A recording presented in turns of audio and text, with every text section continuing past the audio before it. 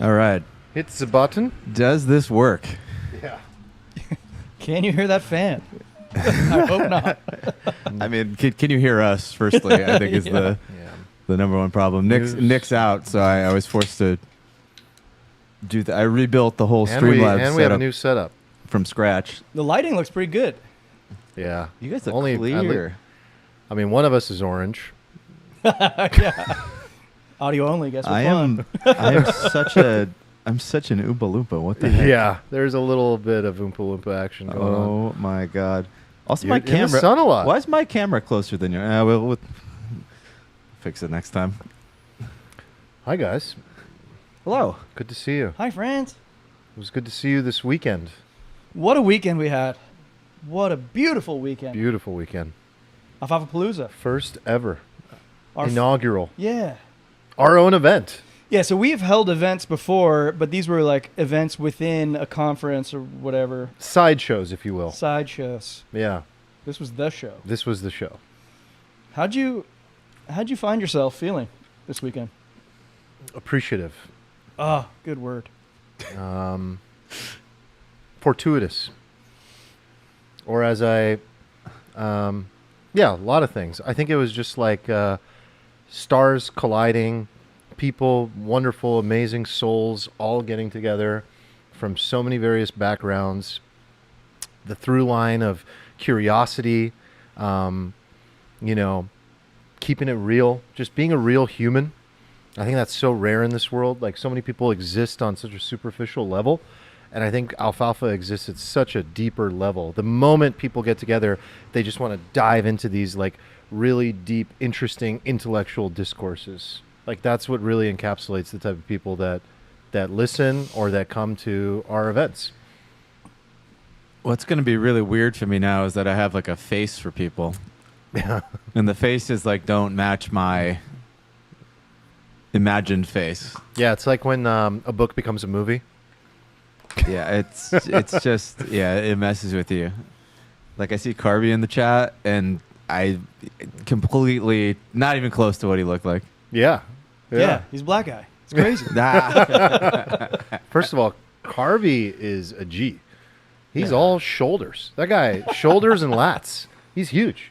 You guys. He's jacked. He was like Brendan status. Yeah, I was like, damn, you weren't kidding about doing pull-ups.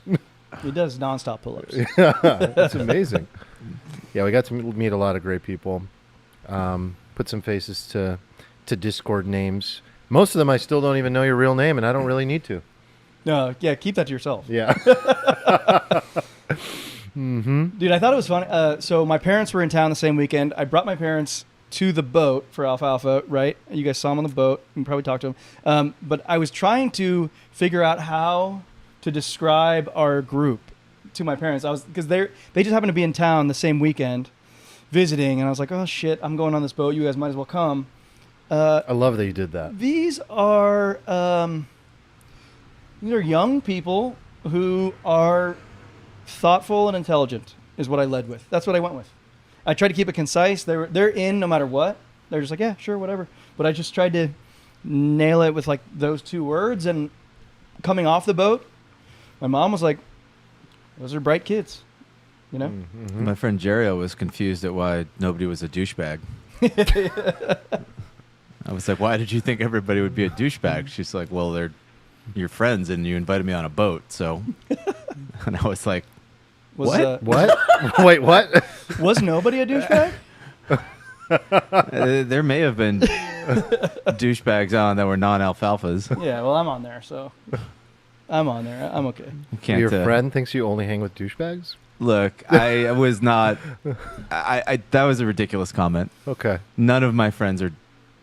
Very few of my friends are douchebags. There we go. Yeah. Little qualifier. Vanishingly small percentage. I try not to be a douchebag, Steven. Work harder. I was told by multiple parties that your voice was just as good in person. Oh, really? Yeah. It is. The full expression of it? Yeah. Yeah. I always thought the microphone was helping me. I was like, wow, thanks, guys. I mean, to be fair, I do think the microphone does help you. Can we give people a recap of like what transpired? Please. Well, I wasn't there for the majority of it because I had my parents in So town. we did a 20-person dinner at our favorite restaurant, Cowboy Star, a wonderful steakhouse. We had the private room. We had a whole menu. Great service, great chats. I saw a picture of Nice you little- two pouring over the wine list. Yeah, we Stephen and I colluded on some wine for the table. Some people drank, some people didn't. A lot of good combo. I mean, there was a lot of side stuff too, though. Like there was pickle, right? Some people played pickle on Friday. What was the? I was not a part of the pickle. Yeah, some people within the community Steven's a fucking sham. He's Yeah. never played his life. didn't even play. People are gonna find out. Rented a boat on Saturday, and then that was in the morning-ish, right? And then what was after that? Just kind of like reconvening at the house. for No, most we got people. got hammered at Costera. Oh yeah, you guys went to Costera. Just chips and guac and margaritas. Nice. And Mexican beer. And then the Alfalfa community, many of them stayed together at a house. Some people, there were so many that not everyone could even stay at the house. Big house overlooking the San Diego Bay. His house was beautiful. great by the way. house. Steven, Yeah. great job at Thank selecting. you. Thank you. Yeah. Dude, the so view some was immaculate. The view was amazing. Eric organized a amazing taco guy. That guy, those brothers, the twins. They're good. I was Oh, like, they you guys have slayed to be those twins. I had six Yeah. I think six that's where I was tacos. at. It was an all-you-can-eat situation. Yeah, you had to. And it was like so, you know when it's just fresh and you don't feel like shit? Mm-hmm. Yeah. I felt perfectly fine after 6 tacos, and 3 of them were like quesadilla style too. You know, it probably cheese? consumed like 3,000 calories. Mm. Yeah, so the Saturday night at the Alfalfa house was awesome. Had some great combos with people. I brought my dad to that one too. Mhm. And my Yeah, your dad was there vibing with everybody. Yeah, he stayed till the end. And when we were like at home the next day, I heard him talking to mom, and he's like, "Yeah, Eric's friends, they don't buy enough beer." That was his critique. We did run out of beer. That was a faux pas. That's pretty It was funny. a faux pas, but you know, we overcame.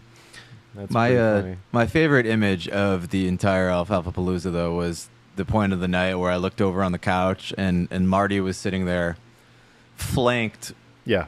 on both sides by the beautiful Daly sisters, friend of the Yeah. Oh, podcast, Steffi Daly, and her sister, who had just apparently just fallen down the conspiracy rabbit hole.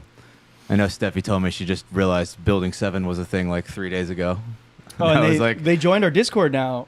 they're in there. They're in the tinfoil channel. They're Yep. tinfoiling. Yep. Lives are being ruined as we as we speak. I know. I just got tired of. I was like, all right. I know Marty's here. I think Marty's here. I think this is Marty. I don't know, but I'm going to talk to air quotes Marty. And I remember just hitting a point where I was just like, that's it. I'm just going to go up to Marty and be like, we need to talk. Like, start the presentation. You pulled And him. I was You like- pulled him like aside, like. The Well, I was Bachelor? like, Marty, did you bring your presentation? Like, we can put it up on the TV. Like, I was promised a get into it. PowerPoint. Yeah.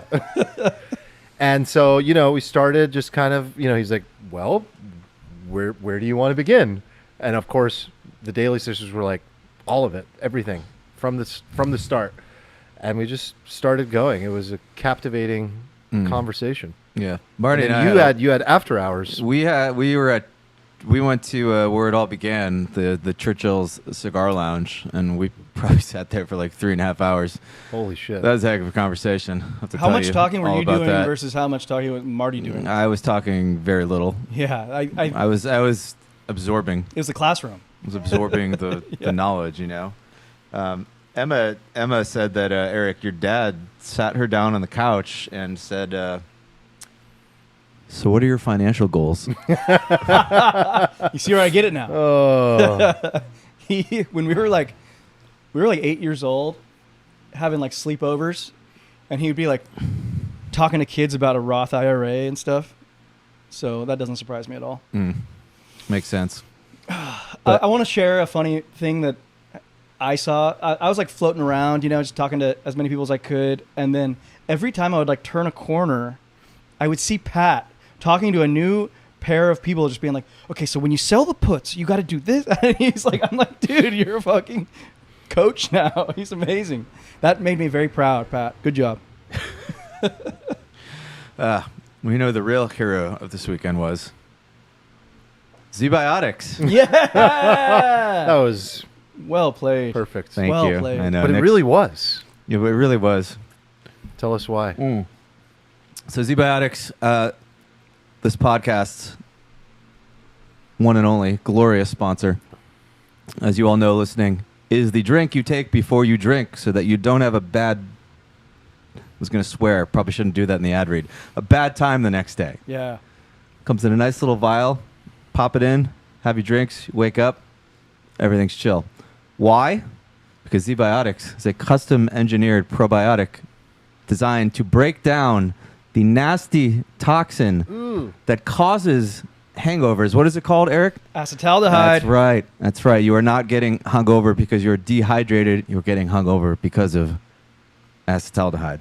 So, if you wish to have a better day after you go out drinking, head over to zbiotics.com/alfalfa. Get a nice little discount.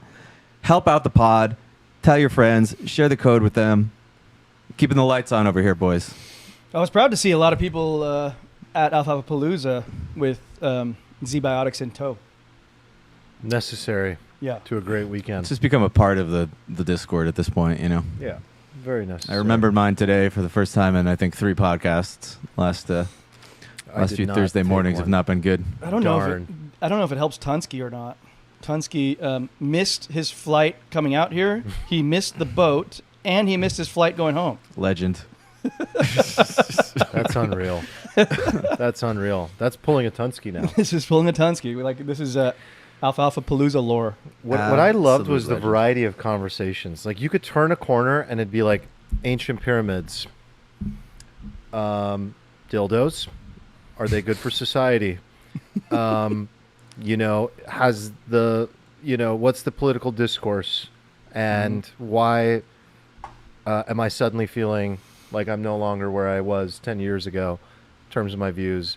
Everywhere you turned, some kind of different, fascinating money, You had a really great conversation in the kitchen. I walked past a couple times. There was like a little round circle. We had a round table. Yeah.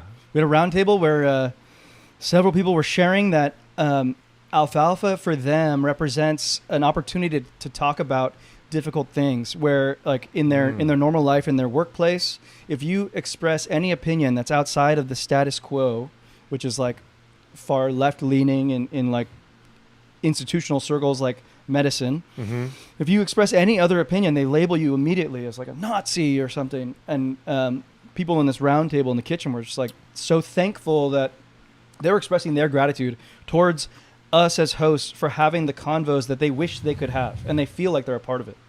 It's like an outlet, and the cost is just not worth it to have those discussions in the workplace or with a lot of the friends people have, because you'll immediately be labeled and bucketed and put into a category, and that's not fun. And one of the things that I think, makes the conversations we have special is like we try not to categorize each other, And we don't always agree either. No. I think it's cool that we can disagree and still maintain a great friendship over the years. Like we've done this pod every week for years. Yeah, it's amazing. Crazy to think about now. Crazy to think about. Yeah, it was really amazing, really special. Thank you to everyone that came out. I mean, that says so much. I don't think that says anything about us. I think it says so much about your love for each other and the idea that this represents. I mean, that's really what we're here to do. First and foremost, community, represent a great ideal, and we'll keep doing it as long as you guys are enjoying it. And I think we want to go even deeper.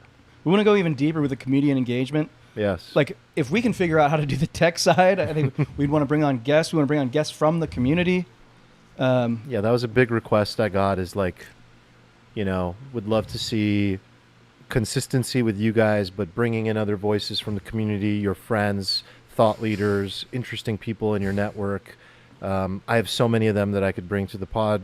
We just need a technician, a real techno king to lead the way. Yeah, well, that'll be a fun bridge to cross. Yeah. One of the first people we need on the pod is definitely Marty. I decided. Yeah. Yeah. I wish our chat Sunday night had been So recorded. Tell us about your chat. I wish I met him. Is what I really wish. Wait, you didn't meet Marty? No, I met an actor portraying Marty. Oh my God! Yes. Oh, that was the best conspiracy. I mean, we don't know if we met. That would be the Marty. most. Okay, so the going theory was that like I didn't actually meet Marty. I met an actor hired by Marty to play Marty, and the actual Marty remains a mystery. Which I was kind of believing until I had this conversation. I was like, "There's no way this Well, actor hold is this deep." on. Let me walk through my tinfoil because I am still like totally on the fence here. Okay, so one of my takeaways.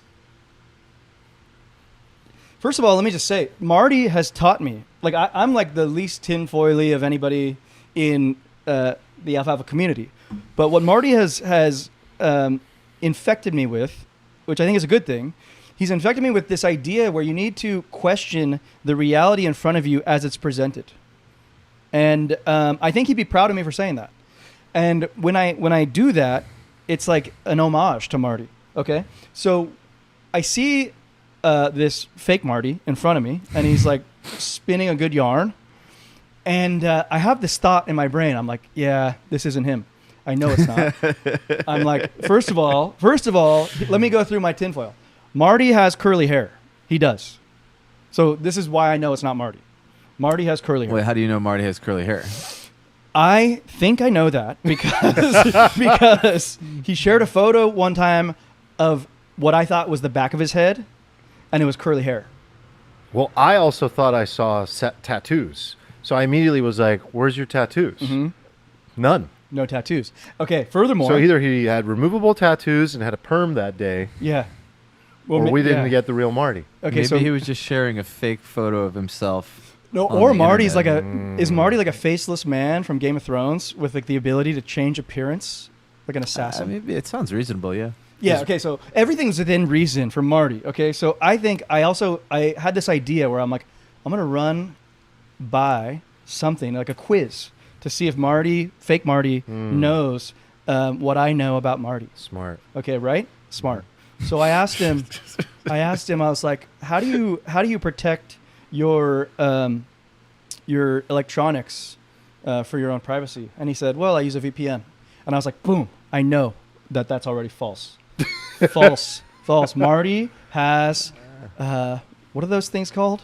he's got like a device that like renders electronics obsolete. An EMP. Faraday cage. He's got a Faraday cage. I know he keeps his Okay. laptop in there. So when fake Marty said that he just used a VPN, I was like, red flag. Wow. Really red flag. Wow.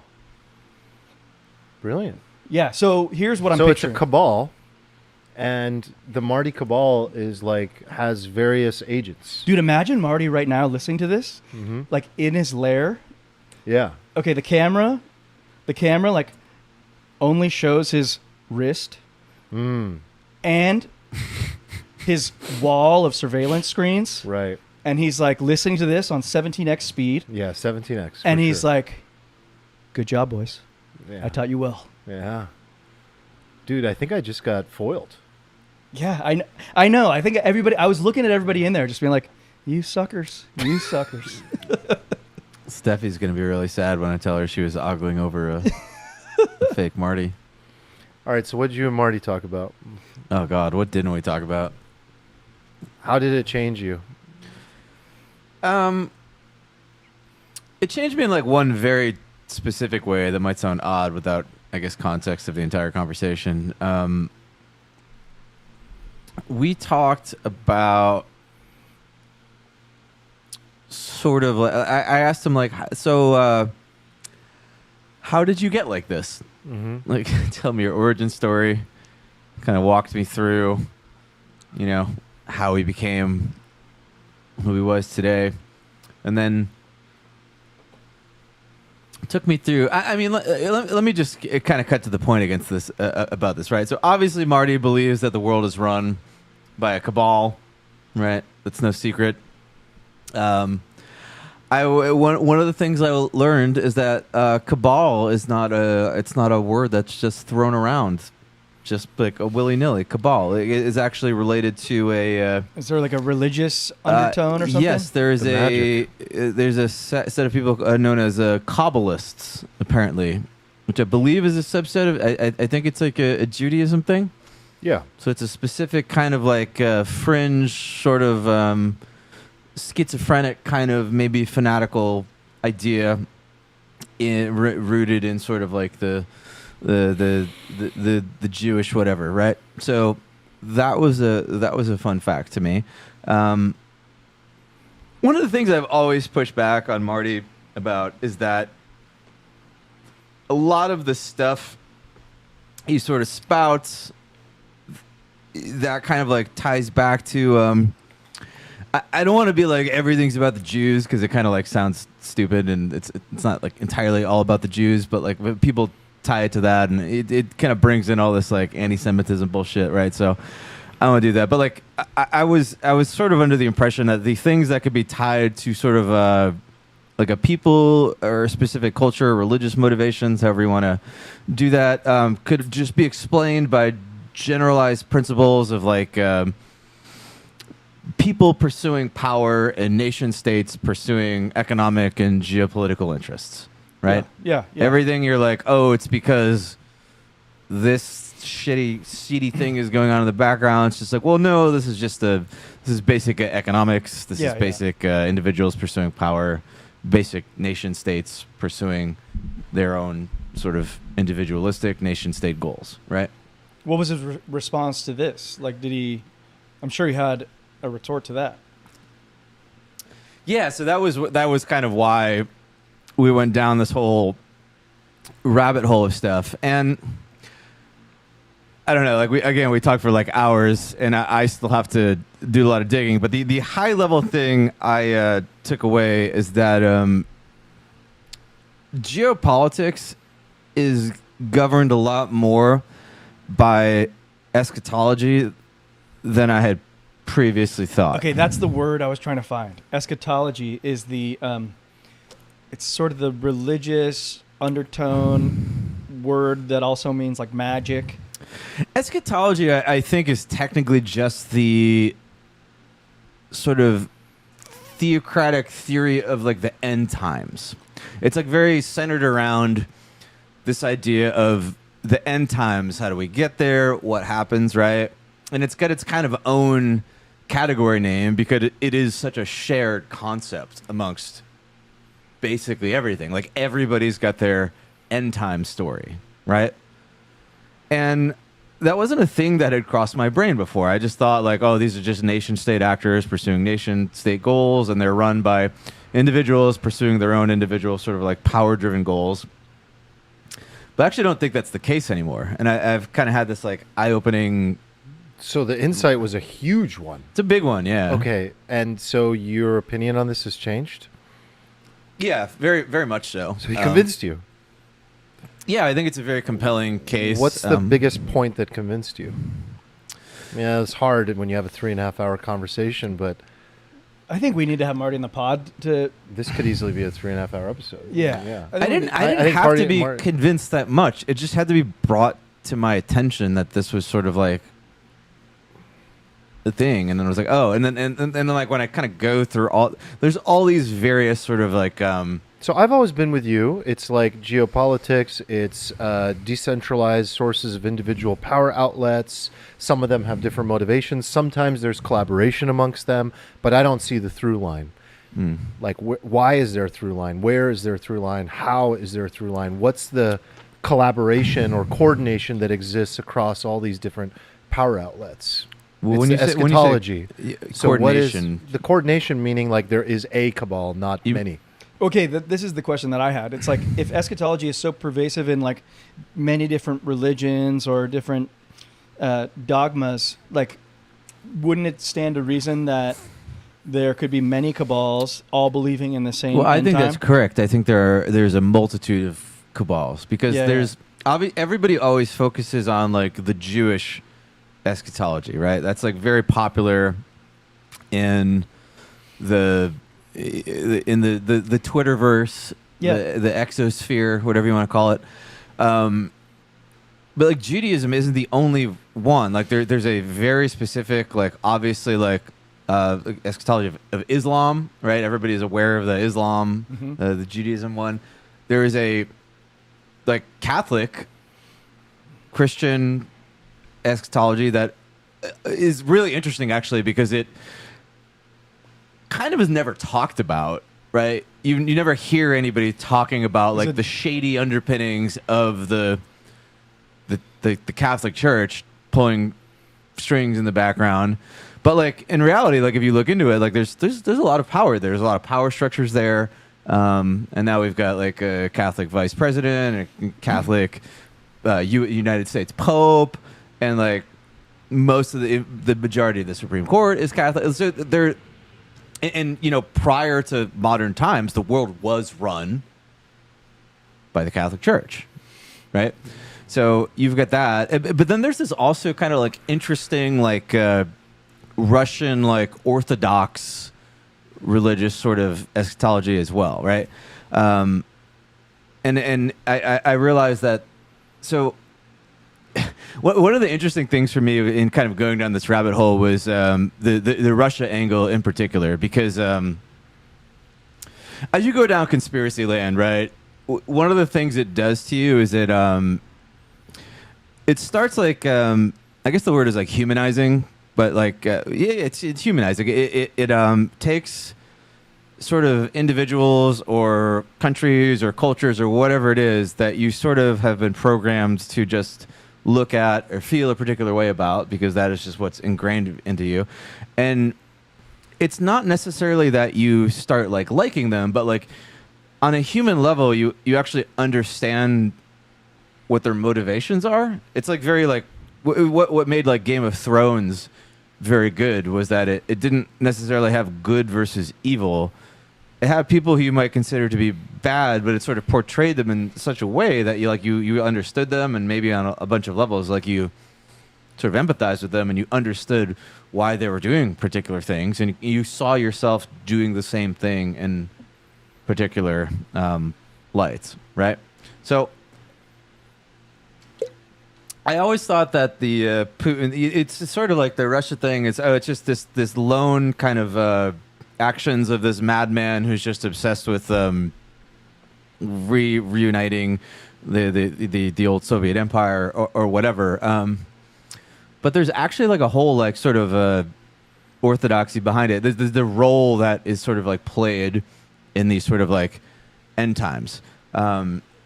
And it's rooted in the idea that from like a geopolitical perspective, controlling the waterways has basically been like the way to sort of like instantiate and maintain power in the global world order, because like water is just critical. It's where like all the goods pass for military and everything, right? Sure, always has been. But there's this like interesting loophole in it, in that like Eurasia is this ginormous continent that basically makes up like all of Earth, save the Aussies doing their little, you know, didgeridoo thing out there that doesn't really, sorry, Australia, doesn't really relate into world politics. And then, you know, North, South America. But like even North, South America, like there's a very narrow little land bridge there that can be crossed like quite easily. And what's interesting about Russia is that it like sits like just directly in the middle of like Asia, the Middle East, Africa, Europe, and sort of there's this idea that Russia, you know, Moscow in particular, could be like the new Rome, and by sort of uniting the bridge between all those elements, like that force could be like a force equivalent to controlling all the waterways of the world, and could be like a tool for like asserting like massive geopolitical power, and that sort of like land bridge kind of unification scenario, which I was like, oh, it's very interesting. Like I had never Good one. considered that before. I was just always thought it was madman. Okay, so invading, you know. Okay, so you've mentioned like the religious elements of these. Do you think it goes beyond that too? Because like we've talked about the Peter Thiel type cabal, the technocrat cabal. What about like the George Soros type that's like often mentioned? Yeah, like, they don't have to all be religious, right? Yeah, I guess maybe I'm confused, but my understanding of all this is so elementary. But I think what I've always understood, like tinfoilers or whatever, is like there's this speed run happening toward this totalitarian society that's more in line with like what Eric is talking about, the George Soros New World Order, New Money Order, Peter Thiel, like augmenting reality, wanting to like basically optimize for artificial intelligence and robots, over favoring them over humans, like, you know, basically enslaving humanity, like every movie has ever shown, every dystopian movie has ever shown. And like I thought that was like the through line of like the cabal and what everything is speed running toward. Okay, but to answer your question directly, eschatology is not inherently like religious, right? It's a sort of high level theory of the end, operating theory of the end times, right? So Peter Thiel has his own thing. Like, you guys are obviously familiar with like accelerationism, right? Accelerationism is another iteration of like how we get to the end times and what happens there, right? So it's not inherently religious, and this is indeed like another one of these like factions that's like interacting. And what's interesting about this is like, if you analyze all of these different groups, right, there's a ton of overlap, right? But they all actually have like very similar incentives to have the same kind of shit happen, right? Mm-hmm. There's a lot of overlap in the desire to actually bring about some sort of great conflict, because that is like the means to how the final vision is actually like implemented. So it's not required that there's some like coordination between all of these various like cabals that you would as you would label them. They actually are kind of desiring a similar like stopping point en route to their end goals. Yeah, that makes sense. Do you feel like no matter who sort of leads us towards the end state, that the outcome will be the same? Like, I guess what I'm asking in a roundabout way is like, is there one cabal or are there many? And the many cabals have different outcomes, or is this all the same outcome? Well, the outcome is sort of like the end times, right? Broadly speaking, but there's like a different vision of what that looks like. But end times meaning end of status quo. It doesn't mean end of life on Earth, because then that wouldn't serve the purpose. It's not the end of life on Earth, but it's the end. It's the very obvious endpoint to a particular era of humanity. Yeah. Right. Like people who listen to the pod and people who know me know that like I have like shifted dramatically in recent years or months or whatever, sort of in my perception of Israel and how what's going on over there and how this and in digging into this more, like I've sort of like understood, like it became obvious to me a while ago that Israel isn't trying to like live peacefully by itself in its own little tiny element. Like, they actually desire to basically build like an empire, right? Like they're not happy with their little tiny, like they want like a lot of land, right? But like the thing that was like made aware to me by Marty, and something that is actually I've come to learn is like quite common knowledge. This isn't even like a like tinfoil thing necessarily. Is that like there is a desire to basically like a critical part of the Israeli eschatology, and I think there's actually an overlap here with the evangelical Christians, which is why there is this like kind of unification of those two groups in like American politics. There's this stopping point where they have to basically demolish the Dome of the Rock, right? This like very critical Muslim temple or area of worship, mosque, that is in their territory, right? In order to build Jerusalem. Yeah, in order to build the new temple. That's like the stopping point to like usher in the end times. But like obviously doing that would just set the world like on fire, right? And that is known obviously by the people who want to do this. They just don't care because like this is the way that it is supposed to go.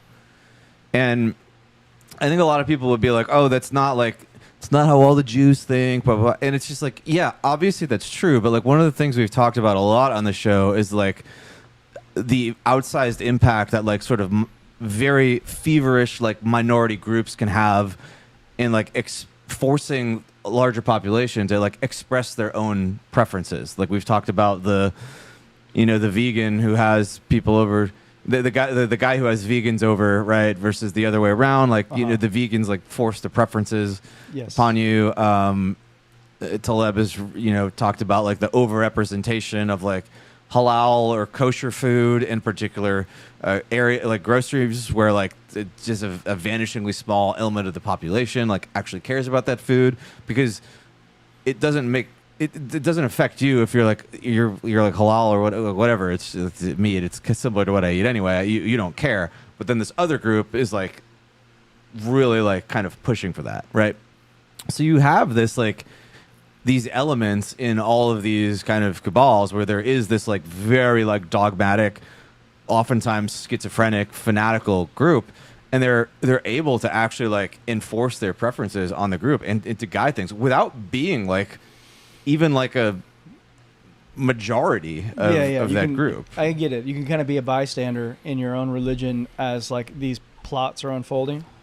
I hadn't thought of this before. You say it's like not tinfoil and it's like common knowledge. Like this is sort of new to me in terms of like a idealist theory, but it does make a lot of sense. Like I went to Jerusalem with Nick.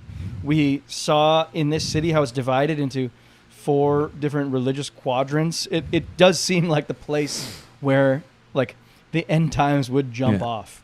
And here's something that maybe you can comment on, Armand, because like I've talked about, one of the interesting things about this is that there's not like a conspiracy required, because all of the parties like happen to just want the same thing, oddly enough.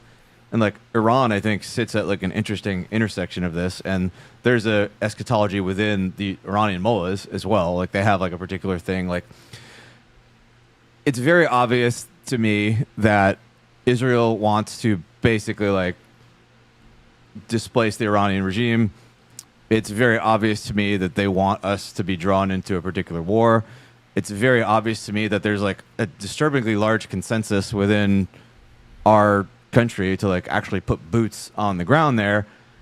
And it's also true that the Iranian leaders also want American troops to like invade Iran like on the ground. Like so all of these things are like aligned, because like from the perspective of like the Ayatollah, he's like, oh, this is great. We lure the great Satan into our lair, and then I get to be the one that stabs him in the neck and ends him, because like, of course, like they can't fight us in our territory. So it's just like, I feel like this is a specific example of like an outcome I now feel like we're like hurtling towards, because it's just, it's GTO, to throw out a word that like from all of the parties' preferences, right? They all kind of want the same thing. So that is what it seems like will happen. Yeah, a lot of people have talked about this. I think those things do seem to be happening, or at least there's nudges in that direction for sure. I mean, ideal outcome would be no conflict. The Islamic regime leaves on its own, or is thrown out on its own by Iranian people. But yeah, I mean, now I'm disheartened about that topic after what happened. I thought there was finally going to be something when we last talked about it, but yeah, I don't know. I mean, it's all fascinating, Stephen. I guess it's for me, the thing I brought up.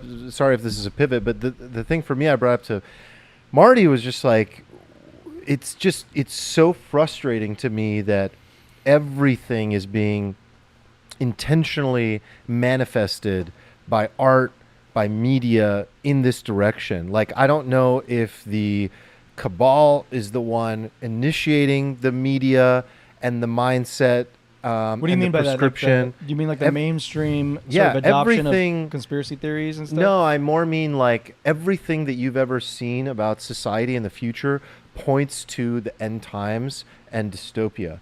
And it frustrates me beyond belief that so much of creativity is lost on creating an image of the world that is a nightmare. Yeah. And I was like, Marty, where is the counter force to all of this? Where is the group that is creating a vision of the future that is worth living for? Certainly it already exists. It's just not a cabal. Well, these groups are doing this to create visions of the future that they believe are no, worth but living for. I'm with Armand. Like, where's the optimistic vision of the future that says like, we can have abundant energy and we can live harmoniously? It's not And about I'm not talking about the vision. select few that enables them to have more power and control. I'm talking about the vision of the world that serves humanity, not just a select few. But a vision. Okay, here's the problem. There's like a very, like the eschatology thing is like very important because like you can talk about all the visions you want. Doors locked. You can have like a you can have like a vision, and people can be like, yeah, that's great, right? But the difference between that and like the people who like believe like the, you know, like the end times outlined in the Bible, who have bonded over that for literally like thousands of years. Yeah. Like in the case of the Jews, like how many thousands of years does that go back, right? So there's just more Lindy on the side of the religious cabal. in the strength of the bond. Like if you're coming over something that is like about the fucking end times, what will happen to you for all of eternity, versus like someone over here is kind of like, nah, man, like can't we just get along? Like here's a vision for the, like there's just like a difference in motivation, and that's why I think like all of the. If you look at all the most powerful world leaders right now, too, like that is the thing that drives them. Like Trump thinks he is like chosen by God at this point. Like he believes he's actually carrying out sort of like a godly mission. Putin believes the same thing. All these guys, like the Ayatollah, obviously, Sure, he would probably been dead like 20 years ago. Like if he didn't believe it, but like the belief in this thing that you're doing is so strong, it just keeps you going over all of this stuff. It's very powerful. it's almost like it's required. That belief, it's almost like it's required to do something so dramatic. I mean, it's probably not a coincidence that like such a high percentage of all like the crazy things that have been done throughout history like have been done, like if not in the name of, at least directly like alongside religion. Like it's just such a powerful. Yeah, you almost like need that higher calling in order to like galvanize so many spirits. So, yeah, I mean, I feel like I've only just begun. Marty also gave me a couple books. He also did draw out like a whole. God, he had this like deep thing on the Kabbalah and like the unifying of the sparks, all this crazy shit. Like he drew it out I honestly like I couldn't even follow it all. I have to go back and there was a diagram. It was an actual diagram with like levels and all sorts of things. Yeah, I think we'll do an injustice to try to like. That's how I feel like I feel like I am doing an injustice by only talking but about it we'll on have like Marty a on at some superficial point. level. Do you agree with me about this? Like Oh, what I I was t- just I saying? totally It's agree so with you. frustrating. No, yeah. Minority Report, you know, End of Tomorrow, like everything you've ever watched is just like all this money, all this time, all this energy to create a vision of the world that nobody wants except a select few people. When's the last time you watched a movie about prosperity, protopia? I'm not even asking for utopia, Well, which I don't hold think is on. the right answer anyway. I actually think that the message gets a little lost because, like, in a lot of these movies, you see a vision of the future that is awesome and it is a lot better than the way that we currently live, but it tells a story during this future of how it turns into dystopia. But like all of these stories start in the future by saying like, look how advanced it is and look how cool it is. I think like my base case is it just continues going that path where you get growth, you get prosperity, and you still have strife like we currently do. Well, yeah, that's mine too. Yeah. But the vision that's usually laid out is like flying cars and you're a slave. Yeah. I mean, you got to sell books. Yeah. There's a problem on like a very like fundamental rooted in nature level, in that like all of the groups who believe in this stuff also happen to have like the most babies. So in the long run, like it's just like they win the long game. They're playing like the long game. They're all playing like the long game. Like Well, hold on. that segment is going to like start becoming like a minority. I think that's interesting, but I also think that I think if you look at the people with the most babies, It's Africa. They probably First they of probably all. don't have the most resources. So Yeah. it probably I'm talking about the most not to be racist, but like it doesn't matter what happens in Africa, right? What matters is what happens in like What?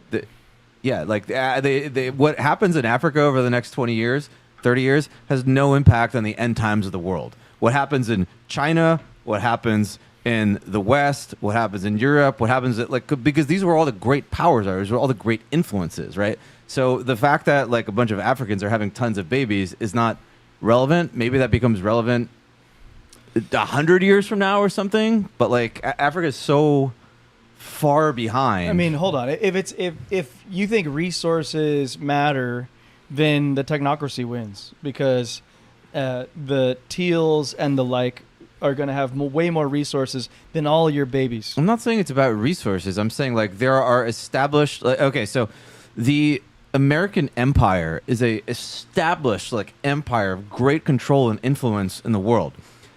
That is a democracy that can be controlled by people simply just outvoting another group. So within the context of that power, if one group just starts like overpopulating themselves, then by the rules of that government, they can just take the reins of power. So they're taking over like a ship that is very powerful versus you're talking in Africa about them like building the ship from scratch, which is going to take a very long time if it ever happens, you know? So it's... So in the U.S., the cohort that's having the most babies are the religious Christian right, probably. Yeah. For sure. Oh, hello. Hi. Oh, my God, she's We have here. a surprise guest. Yeah, we have a special guest this week. Did you just get your hair done? Yeah, I Oh, wow, actually you look was on a fabulous. hair appointment just now before All we right. were here. We have a surprise guest. This conversation is going to take a very rapid left turn. It's actually a good First- time. I think it's a good time for it. First I think it's a time good time for it. I think we said that we 80-20'd it. Where was the It's good. conversation at for we were just now? ending a really This weird room rabbit smells so hole nice now. of, Yeah. God, like, men are gross. conspiracy theories and Oh, okay. New World Order and We all went- this stuff. Mm-hmm. Before I introduce Faria, can we play content today or no? Because we don't have. Oh, Can I'm I? just- Yeah, you can play content. Okay. Well, I don't know if Eric's plugged it in No, I did. right, but No. No, we Mm. can't. Don't do that. what were you trying to play? I want to play the robot video. Will the audio stream? The audio won't, but the video will. The video is streamed. Oh, the video will. Yeah. Yeah. Oh, perfect. That's So perfect. let me just turn on the TV just so we can see it. So, welcome. Thank you. I'm excited to be Pull on that the thing show. up, nice and close. Can you guys hear me? Oh yeah. Okay. Um, cool. So Faria works with me. Is our director of operations at Steno AI. Met Faria in April, Yes. right? When we were Yes. hiring for this role. Mhm. She came in and basically just created order out of complete chaos. Has been a godsend. Is a maniac worker. I have you. never seen work ethic quite like this, and is invaluable. So thank you for being part of course. Steno AI. That's high praise you from for being- Dr. I know, Work I Ethic was himself. Like, wow. Okay. and now you're on a podcast. Yeah, I'm excited first to be one. on the podcast. Yeah. I mean, I've been watching it, so I'm excited. Yeah, so this is the worst part when people like interview with me. The first thing they do is they obviously go Oh, look yeah. at the Alfalfa pod. Oh, they'll love that last segment. Oh, Yeah, I've been man. watching your pod, so end times, huh? And it's like they get to know me a little too well, too quickly. You know, I mean, I don't know. Did it help? It did, because right when I found out, like, right when I started doing my research, like, Alfalfa was the first thing that came up. So I was like, let me start listening to the podcasts, you know, just to get familiarized. So, like, that helped a lot. But I will say, everyone brings that up.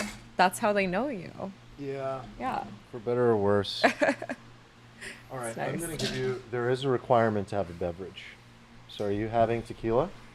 Well, Yes, yeah, we'll we have typically tequila. require a 2-drink minimum. Yeah. Should we Yeah. take it down to a 1-drink We minimum also for a have, guest? Can we or? do, like, a quarter? Bourbon if No, I'm you just like that. kidding. Yeah, should we Do take you it want down to a more- 1 do you want drink more or? ice? You can have my ice. It's fine. Yeah, that's fine. All right. This is the official welcome. Wow, that's Jesus. That's a lot. Jesus. It's we're gonna be here a little while. dumps That's glass like- of tequila. If it's in one glass, it's all one drink. we need you to tell us the truth about what's going on in It's the world. all one nacho. Oh my So, gosh. actually, Steven, can I get that?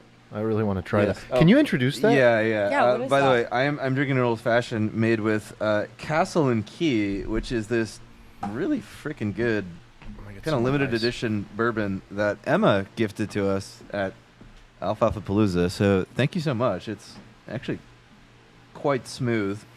I'm guessing because it is aged. Aged in sherry cask, you Finished said? rather in the Spanish brandy and Pedro Jimenez sherry casks. Wow. I know, pretty good. Are you a bourbon girl? I'm not. Tequila. I'm a tequila girl. Tequila girl. That's Well, Don understandable. Fulano tequila, that's what you're drinking right now. Don Fulano is like known as the, this is like Is the, this the so hot right now? Now that I have like it's- 5 yeah, shots. it's so hot right now because it's like 100% de agave with no additives. Like there's like a, there's a Thank sect you. of tequila drinkers that have become like really just gung-ho about having no additives. And Don Fulano is like one of those. It's pretty good. It's pretty good. I got to tell you, I like it. All right. Yeah, try that bad boy.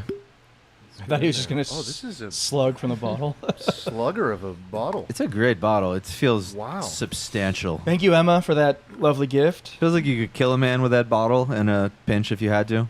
You want to said introduce how Marty? rare this is. Introduce right? Marty's gift too. While we're talking about gifts from our. I just wanted to leave it here in the background. Oh, but, so Lore. cool. What is that? No, it's a Back to the Future DeLorean action figure and some freaking coin with Trump on it and some Jewish shit, which Marty explained to me, but I forgot. I think it has something to do with the fact that Trump moved the capital back to Jerusalem. I think he's being viewed as some sort of Savior. savior who's bringing Alongside about Cyrus the Great, bringing about the end. Yes, who that's freed the that's Jews from Babylon. Oh, so that's the other person on this, Cyrus the yeah, Great. yeah. Trump Isn't that and ironic? Cyrus the Great on a coin. Persian king and Donald Damn, Trump. this And is- he said, in 30 years, you're going to remember a crazy guy you met named Marty through Alfalfa. And I was like, first of all, we're still going to be friends. And he's like, you'll have this token where I call exactly what's going to happen, and you'll pull it out and you'll show all your friends, and you'll be like, this guy called it, which is all part of the... I gotta the say deeper- that actor really nailed the shtick. Really nailed it. He did his homework. Yeah. Great job. That guy was cool, by the way. That actor was cool. He's welcome back anytime. But we will welcome Marty to one of our. We Alfalfa believe we Paloozas. didn't meet the real Marty. Oh, was a was he like plant. hiding himself? a Yeah, I little think bit? so. It was I a think he was plant. speaking to Agent Marty through his Ray-Bans. Yes. Oh, probably. Yeah, he probably Was jailbreaked he them. wearing the Ray-Bans the A whole lot, time? yeah. 100%. Dead giveaway. Oh, no. That is obvious. So, are we pivoting to robots? Yeah. Let's pivot to robots. Show me the robots. I do want to show this, and then I want to. I was not convinced this video is real, by the way. It just doesn't even look real. Oh, I'm So- so embarrassed, Are we Nick. con- I'm so embarrassed, Nick. I'm I just didn't. gonna- I didn't do the MIDI audio settings, so we're not gonna have audio. That's I- okay. I think we'll have video. We That's don't need okay. the audio. I'm We sorry, can just Nick. we can just talk over the Just video. Play like 30 seconds of this. So you have to watch, obviously. Hold on. It's not on there. Yeah, it's on the laptop. Is it on the screen? You gotta switch it. Oh, it's not on the T. Oh, there Oh, it is. no. Oh God! Damn. This robot is getting fucked up. Okay, so does this robot abide by the laws of physics? Is this real or is this CGI? It doesn't look. Oh my God! Like, look how it gets up there. Is this real? So I'm going to That tell one. you. That is so wild. What is that? That It can't looks be real. fake to me. Oh my God.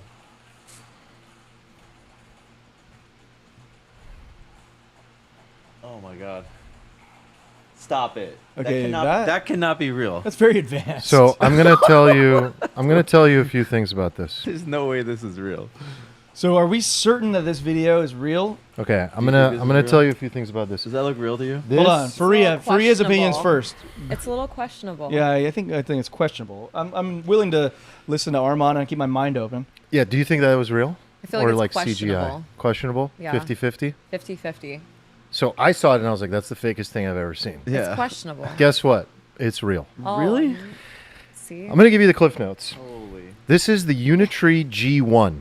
A Chinese robotics company has made this G1 humanoid robot The starting price is only $16,000. Jesus.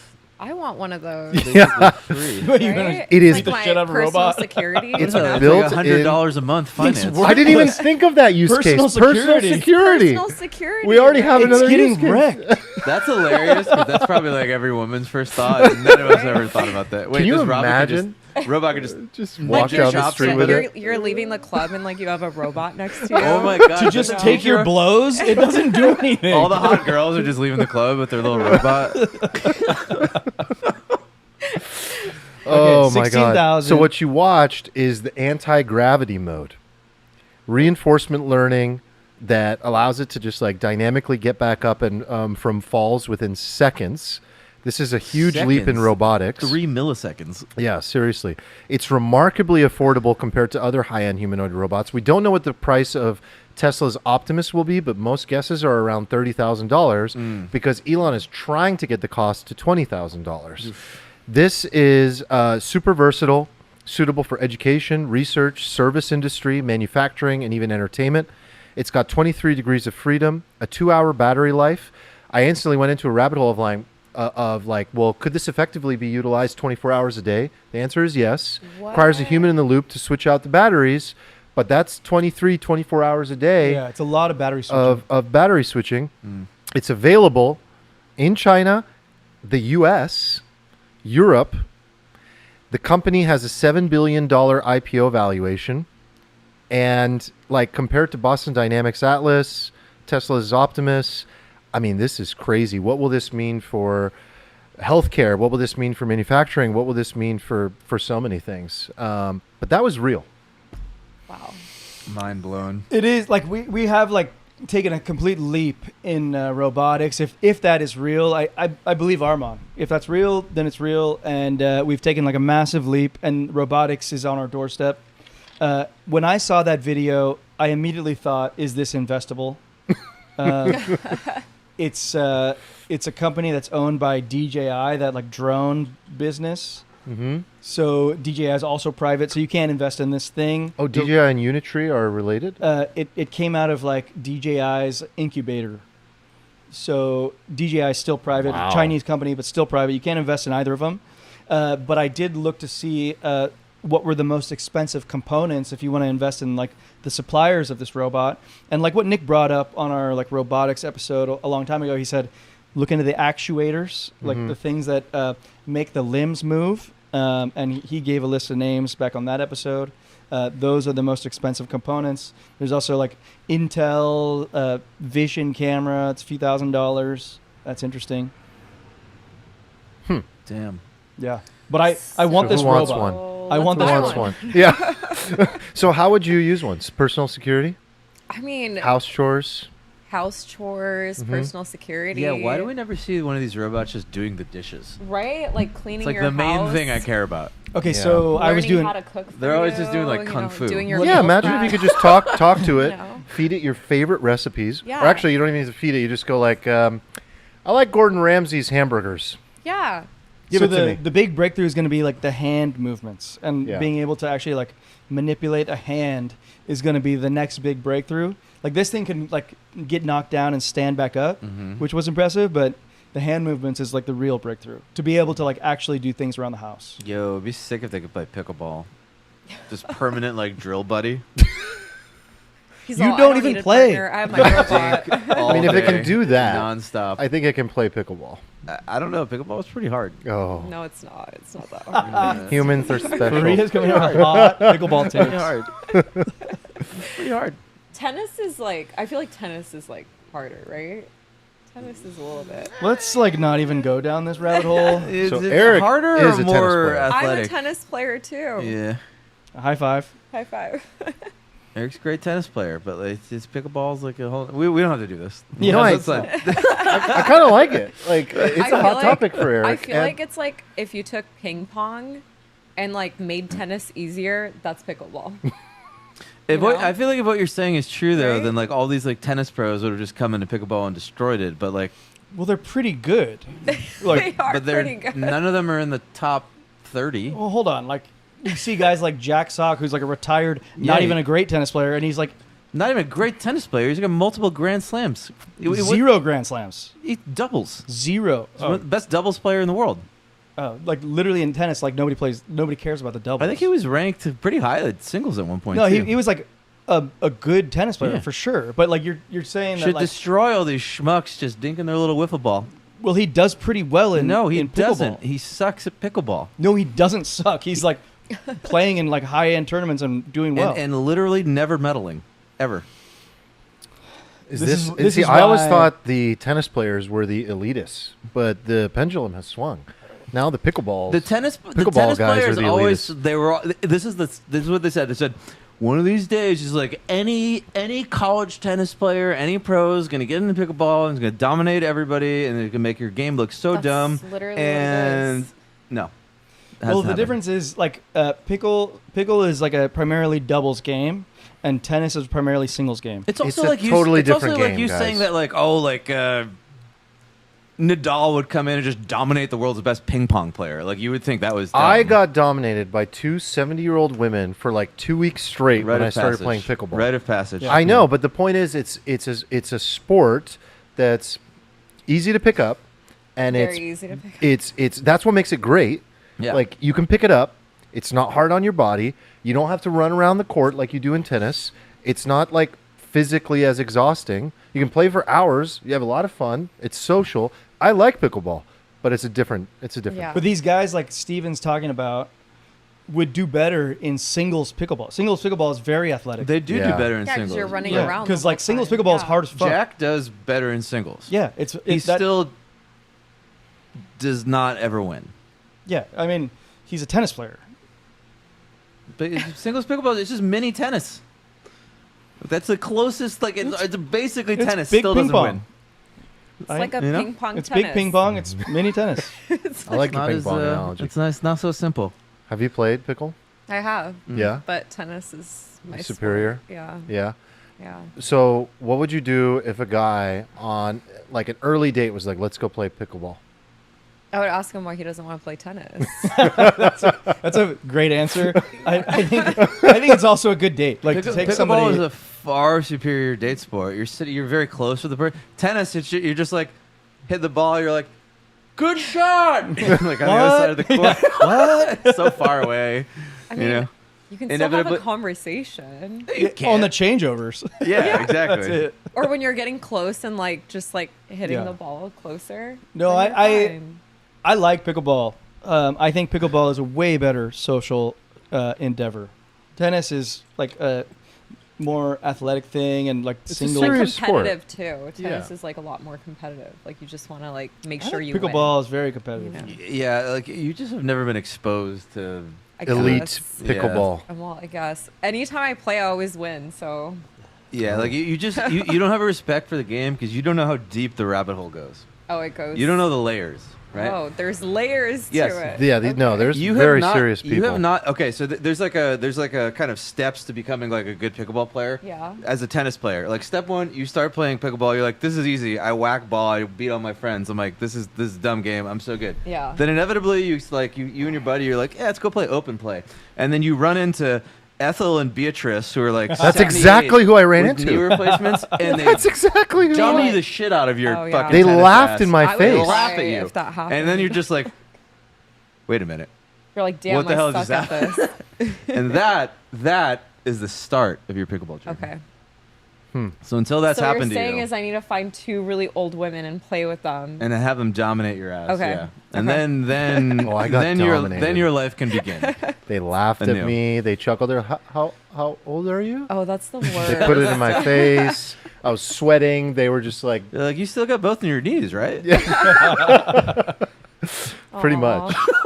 That's pretty much what they did. All right. So guys take you on pickleball date. You're like, red flag.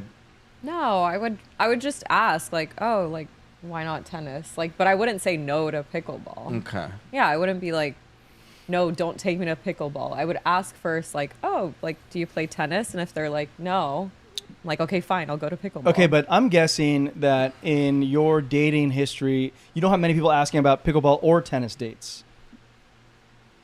Yeah. Not really. Do you go on a lot of dates? I do. Okay. I do. What are people doing for dates these days? It really varies on like, it depends. There's different calibers of men that you date out here. Okay. So hold So, on, like- I've been told that nobody drinks anymore. Is that true? Yeah, 'cause they're just like, well, they drink. There are people that drink, and then there are people that just do drugs, and that's it. That's what I heard. Yeah. Is that like people have gotten off of alcohol, but they're like, no, ketamine is lower hangover, so I just do that now. Well, a lot of guys don't drink on day because they're trying to like save money. That's no, another thing. it's not even that. Well, that's another thing. Really, Like it's not cocktails are even that. $15. No, like if you're dating frequently as a guy, it's $20 a cocktail. It's 15. God, what a deal! It's like For Zoomers and $20, 20-year-olds, yeah. And then you got to buy 2 of them, so it's like $40, $40. But there's 40 bucks, established 40 bucks, men, 40 bucks. like older, that aren't drinking. Yeah, they won't anymore. drink, and they literally say like they're talking about how they're like health conscious, but then they're doing these drugs, and I'm Right. like, I don't To understand. be fair, it, a lot of you these know? drugs are healthier than alcohol, though. Oh, here we go. Like, what- I don't agree Are with they that. doing, I don't are they agree doing with that. drugs on the date? Like you You show never up know, and they like, if just they're like pop showing some up- Molly. I mean, they might be. I bet they like, are. They have to be on something. If they're not wanting one drink, like come on. I don't know. There's no way that they're like Okay, so 100% I sober. actually have a train of thought on this. Faria, I have a question for you. Like, you strike me as somebody who doesn't like drink to excess. No. Okay, so if you go on a date, like let's say a first date, Mm-hmm. I've always thought this is like I'm married, I've been out of the game for a long time, but I had this opinion where I thought like, okay, drinking, we all know it's not good for your body, right? Yeah. We all know that, but you do it in order to like get to a level of comfort and depth with someone in an interaction. So for doing that, you're kind of taking a sacrifice that you know that you're going in, and I'm like willing to pay this cost because I'm going into this thing, willing to pay this cost. So it immediately signals something about how you value this date that you're going on. Mm-hmm. And if somebody tells me like, no, can we just get coffee instead? I'd be like, okay, so you're already valuing this thing so shallowly that you don't feel like it's even worth your commitment to have Interesting. any hangover at all. I should not even go on this date. The way that you're telling me that you value Yeah. this. Wait, hold up. And I want your opinion on this. But like my impression is that like, and I started doing this as well sometimes because when you start switching to like online dating culture where your prospects are just like, they're not easily vetted. Everything's very nebulous, right? You're like, is this person like 6'2" or are they like 4'11"? Like, I have no idea. Are they 50 actually? So I think people started doing like the coffee thing as like a kind of like a screener thing. It's like, I can meet you quickly for low cost under casual things, and then we can kind of go to the next day. It wasn't necessarily like I'm cheap. Personally, if a guy tells me let's go on a coffee date, he's getting friend zoned. Oh, interesting. I did the same thing to women because I was thinking Yes. basically you want to go talk about work Getting friend and then zoned. I'm going to get the shits and I'm trying not to shit on our date. Is it because of the lack of commitment It's the of lack wanting to of, do like, something Well, for me, it's more of like dinner? it's a first date, you know? So it's like you have to make it a little bit special. Like a coffee date, I can go with my best friend to go get coffee, you know? And if it's something where it's casual, then that's different. If you want to be just friends, then yeah, let's go get coffee. But if you actually are trying to go on a date and like go all out, then yeah, go on a proper I think dinner. that's Steven's point. Like I think I would respond by saying like Steven's point is accurate and I would hear that. You know, like that communicates something to me. Yeah. And I would be like, it's not even worth it then because you're literally not investing in this at all. Yeah, like you're Yeah, I coming, think- but then automatically in my mind, maybe if I'm interested in going to coffee, I'll go. But you're already friend zoned. But wait, is this just? I get what you're saying. If there was like a real life introduction or something, is this still true? Like online? Like if you just Oh, I don't have any Okay. online dating. okay. So profiles. I Yeah. agree. I agree with you in the context of like Yeah. normal traditional dating. Yeah. Because like the coffee thing I was saying is like a spin off of like what happens when you start just doing Yeah. everything on the internet and everything Yeah. becomes like Lowering kind of your superficial. bar. Yeah, Yeah. I feel like that's how it is. So like personally, me, I don't do online dating at all. I don't believe in it. Did you do it before? I did this it sounds a like an little bit. evolution. Yeah. Yeah, I did it a little bit before. I got a lot of PTSD from it, a lot of weirdos, and then I switched off, and now I'm just meeting people in person. I think that's a lot What was easier. the weirdest interaction you ever had online dating? Trying to think which one is like. I the mean, worst. feel free to do top 3. I'm sure you've got like 80 of them. So one time I actually went on a date with a guy, and I think he was like, you know, when you go into a situation where it's like first date, they always say like, don't overly share things, like just kind of take your time on a first date, get to know someone, but don't like talk about your whole life story and everything. And this guy literally came in, everything was normal. He had a drink, and then he had another drink. And then the third drink, he started talking about like how like he just found out like his dad is not his actual father. And like, and I'm just sitting there like confused. And I was like, why is he telling me this? You know, like we're on a date and he's just like talking about his whole like situation. He's like, I found out like he was like going through like a sperm bank, and like I have these like siblings that I don't even know of. And I'm just like, okay. I was like, well, you know, and we're at dinner, and he's like, well, we're going to a comedy show after this. I had to completely lie and say that I was feeling sick. Bet you wish you were just out for a laughed. coffee. Maybe, yeah, that would have been. But that No, was but- online dating. There you No, go. but I feel like yeah. the drink speed ran it. Like if you would have sat at coffee, you might see this guy again. Probably. Yeah. Nah, Yeah. she would have sussed it out. Is there a right pacing these days? I feel like everything has gotten more difficult with dating. It has. Like, guys don't know what to do. I don't know if girls know what to do. I imagine they do more than guys. But guys are so confused about how to approach things and how to not be cringe, Yeah. and everything causes an ick, which I would love to hear from you yeah, about. the icks. Like You so lo- many you icks love now. the icks. So many So- icks. Armand, He's so I'm caught on the hating ick. it. Fascinated Armand by hates the the ick. I'm He hates- fascinated he by hates Oh it. yeah, ick the culture. icks. Like, well, one of them for sure is the double texting. Oh, Like, I have to hear about this. Don't ever double text a person, especially a woman. And a woman should never do that to a guy, because automatically, I'm sure you guys, like, if you're getting to know a girl and she double texts you, like, you're going to be like, okay, she's really into me, like, too much, you know? No, I have the complete opposite Really? analysis. But I'm also not in the game. Okay, but right now when you do that, like, it's kind of like desperate Okay, for someone to like double If text. someone double texted me now, I'd be like, they forgot to send everything in one text. You see these rules that exist now? No, It's because incredible. the double text is a little different. Like, they'll say something and then the next thing has nothing to do with the Okay, conversation. Well, they're following up before. 'cause you didn't respond. Yeah, exactly. You're Okay, talking about that's a that kind of and that's then double it's text. awkward because it's like, oh, you just sent one message and you're saying, hey, Okay, that's what's different. up? I'm You know? picturing you're telling a story and you just use like 2 lines to say it. No, No, no, no. no. That's different. Like, if you're talking about the same topic and it's right next to each other, then that's fine. Like, if it's like you sent something and you're like, oh, wait, I forgot to send something else. Let's in clarify the regards to double that. text. This is like, can you hang out Wednesday? No response. Yeah, like, so. By the way, So how about Just Wednesday? checking in, just checking in and wanting Okay, to those see. are completely different. and then That's- they get like angry, or And they then they get call like you. defensive. Yeah. Oh, the third follow up. Yeah, and then by that point you're like, okay, like, this is a little Okay, crazy, hold on, you know? hold on. Can I ask you a follow-up question, though? Yeah. Would you say that, like, you want a guy to, like, really demonstrate that, like, he cares? Yes. Have you ever hung out with a woman who does something, and the whole point of the interaction is to get, like, an additional kind of, like, follow-up or confirmation from the man? Like, women do that, right?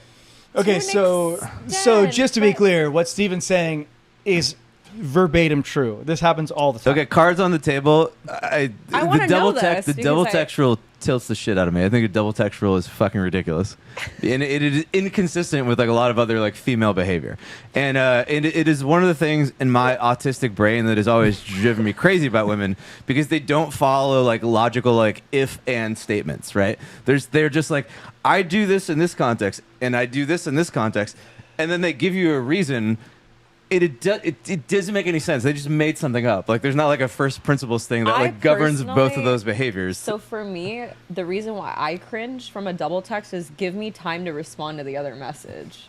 What if it's been like 4 days? Okay, that's like, then that should give you your answer. So that's a You've deeper never, thing You've never that you missed a don't- text. What if you're the love of my life? I met you, and then like you just accidentally. I do this all the time. Yeah. I open the message, and I'm like, oh no, I opened the message. Now I'm gonna forget. I don't have time to respond. And then like life passes me by, and I never respond to the message. Maybe not double text. Maybe try to call them. Okay, hold on. Call she just them. said don't Okay. call. She just said don't call. No, Okay. don't call after you've double texted. Okay, don't call but again. if I was dating you and you were like 23 and I called you, they would be like, "Get the fuck! What are you, stalker? What, you calling me?" Dude, I'm 40 and you call me, I'd be like, what's Yeah. going on? See, guys are not good. I like- yeah, That's the I thing. get mad when people Women call me. don't mind phone calls, but men don't like phone calls. No, That's the younger thing. women also do not like Really? phone calls. Oh my god, yeah. Oh. As someone who's like had a little bit of experience dating like younger women, like they're So like where different- where I disagree with this is It's like- like, it's like- if it's the like girl, aggressive. I think she's saying something really interesting. If she's interested, Yeah. she's gonna I'm gonna respond. respond if I'm interested. If I don't like didn't you, forget. you're not gonna hear from me. she You're may have gonna get not ghosted. seen it. No, there's Something- no way. no, A girl's no, not gonna 'cause see your message. As soon as a girl, There's no okay, way. tell me if this is accurate. If a girl meets a guy that she's actually into, and they're She's texting, gonna that's wait all for she's his thinking text. about. She's gonna wait for And his she's text. thinking about when is Jimmy gonna respond? Yeah. Or what's the next text? Or what's the Mm-hmm. next thing that I should bring up? And This Okay. and this so on. flies in the face of like all of traditional like court like The game has completely changed, Stephen. like That if you- we have to let go like, of. like what about all the Latin American Italian men They just grab it. throughout history? They were just like, hello, you're so beautiful, and the women didn't think, and they said, okay, have a nice day, and they left. No, they persisted over and over and over and over again, and But that. it's different now. When you get persistent like that, the girl's like, "Whoa, you're creepy." But you Okay, were, so- but you That's were what I can't already- understand But you were is already not. where's the line? You're saying you were already not. Okay, here's what you're saying. You're saying like, I didn't miss it. Otherwise, I would have responded. So the guy already lost anyway. Why shouldn't he just Yes, shoot his shot and dude. double This is text? this is why it's game theory optimized to double text because it is GTO to double text. because if she At a doesn't certain point. yes, if she doesn't respond for 4 days, she's not that into you.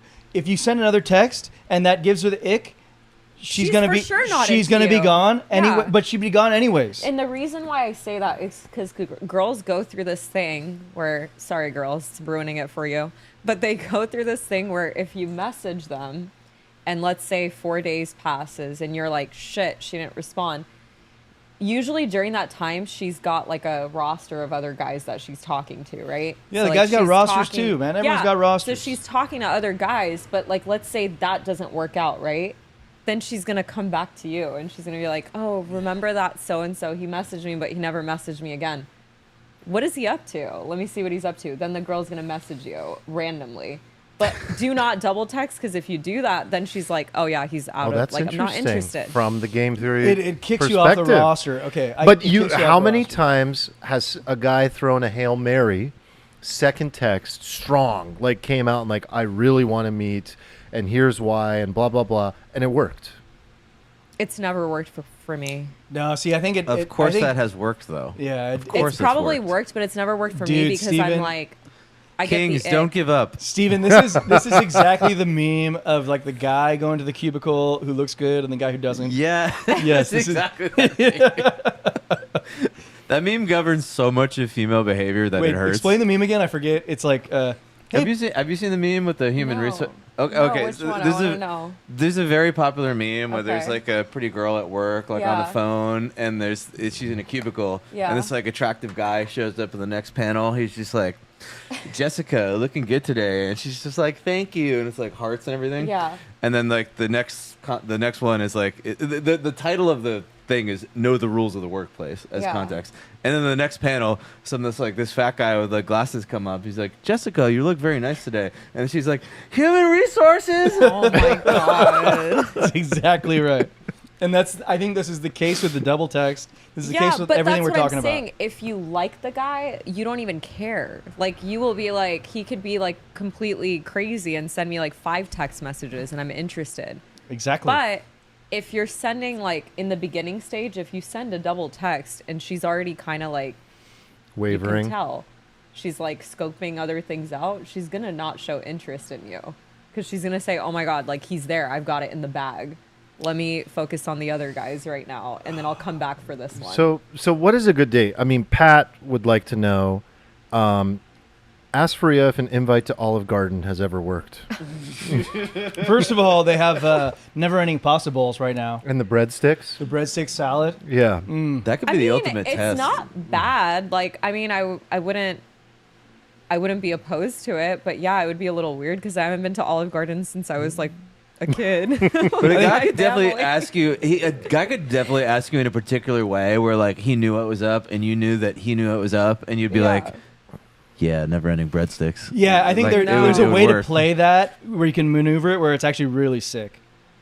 Or I mean- it's just almost funny. Yeah, I think the way he could make it funny is like he could say something like, "I wanted to bring your childhood memories to life, so I brought you to Olive Garden." You know, like something like that. I think that would. I be really think it hilarious. has a lot to do with But the level of interest the girl has. yeah, if she A girl will wants go to Olive Garden if he's she'll go hot, to Taco successful. Bell. She'll go anywhere if she Dude, likes Taco it. Bell, I Yeah. think, is a massive unlock because everybody likes Taco Bell. Yeah, everyone loves. I love. Taco So we have Bell. a mutual friend who was actually on the podcast a long time ago. We saw her this weekend, Stephanie Daly. And one of the polls she posted was like, she posts polls. She's a great follow on Yeah. Instagram. And she gets all this dating data. One of the questions she asked women, like today, was women should, actually might have been an old blog post, but it was like, should the guy, how do you feel about the guy being open and honest about his financial situation when it's like good versus hiding it? Would you prefer that they were open about being wealthy or kind of playing it slow and hiding that they're worth a lot of money? Good one. I personally like when they're not flashy about it. For me, it's the biggest turnoff when a man is like talking about how much money he makes, how wealthy he is. Because for me, it just sounds like, what's the mask? Like, what are you covering? Like, show your personality. Hide it. Like, don't even tell me about how much money you have. But every woman is different. Some women like that. They want to know about how wealthy a man is. I love that you went there because like your brain is just like, well, of course this is in the context of like a wealthy man because I'm awesome. But like I think what our mom wanted to know is like, what if somebody is like poor? What Yeah, do you do? that brings a different Somebody- element to it. Different element. So for me, if somebody's poor, like I look at it. So the problem with that I face when someone's not making enough money, they bring out an insecurity. And it's like, if you're working hard and you're hustling and you're not being lazy, I respect that. But I don't respect when you're like just not doing anything and you're just talking about how poor you are. And on top of that, you're showing an insecurity because I'm making more money than you. Then I'm not Is interested. it more important for the guy to be making money now, or is it more important for them to have ambition? I love ambition. Not that they're mutually exclusive. They can do Yeah. both. Yeah, it's also But, very like- subjective. Yeah. But Like, everyone, like women I said, want everyone's security. different. Yeah. That's a fact. Yeah. So they're not going to find security in someone who's not ambitious. Mm-hmm. So is it more about showing ambition, or is it more about showing security today? Like, I can secure you today. It depends on how their personality is. Because if they have ambition, then you know that they're going to work really hard and they're going to get to where they want to be eventually. So you have, like, I would show interest in that. But if it's someone where it's like they're just talking about how they're like struggling and they're not doing anything about it, no, I would never even like go for that. I will also say that to the previous convo, in my experience, I think like 50% of the guys I know that are like really wealthy would actually play that Olive Garden angle Yeah. just as like a qualifier to who you're dating. The other 50% are like, let me sweep you off your feet. But I think it's 50-50. I know a guy who, like, anecdotally had a really nice Mercedes, like a $180,000 one, let's just say, and then instead picked up the girl in a pickup truck, Oh, it's a so smart. 25-year-old pickup truck, on purpose, and was like, I don't want this girl to want me for my money.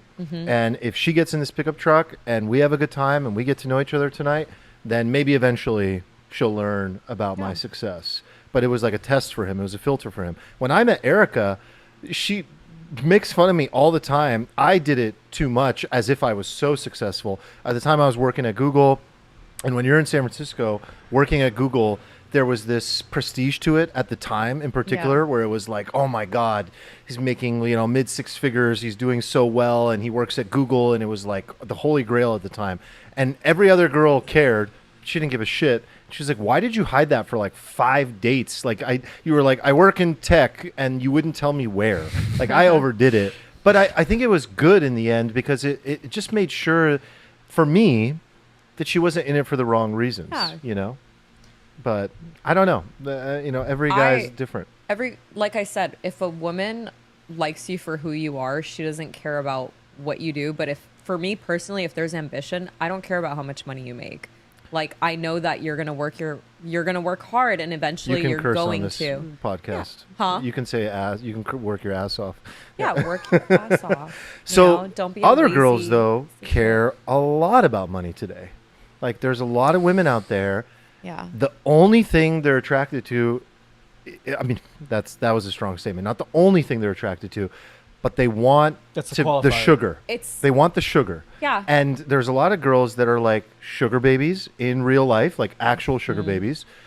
There's some that are more than sugar babies, and then there are some that want like a version of being a sugar baby. Yeah. They don't want to be called a sugar baby. They don't want it to be like in their face that it's like an exchange, but it's transactional to a certain degree. Okay, hold on. Why is that happening can I so much? Ask a question that gives a little more context. Like, sure, you bring this up. Like, is this something that is like more than meets the eye in like modern society? Because like when I was coming up, like this wasn't a thing. This is a huge thing right now. Oh, it's huge. This is like a This is huge. Sugar baby culture? Sugar baby culture has turned into basically modern dating. It's almost like every guy is opening up with what they can do for you. Oh yeah, I've been asked to be a sugar baby so many times. Like, and the way they do it is like insane. They'll just say, "Can I give you like this much money a month?"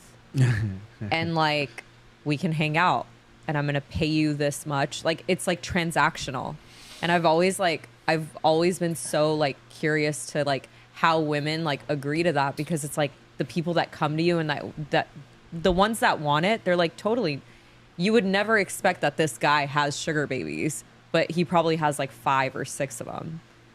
And are these like younger dudes, older guys? Like what It really varies. Like they're in their 30s. Some of them are married and they just want sugar babies. That's weird. You know? And a lot of them are from the Middle East. I've been in the dark on this entire paradigm shift. Why are women so suddenly? What changed? What happened? Because I feel like a lot of women don't work anymore, so it's like an easy way out. It's an easy way to collect some money to like support themselves, but they don't realize like there's such a damage to that. Because like if you're relying on doing something that easy, like what are you gonna do? Like that money's gonna go away because their whole life is so materialistic. So then once all their money is gone, it's and sort they're of like getting older, you know. Isn't it like the outgrowth of OnlyFans culture? It's like you kind of like meet that demand exactly with the supply of money, which is like sugar daddies money. I think I have issue with that like root cause. You think it's really because women aren't working? It's like women weren't working like 60 years ago either.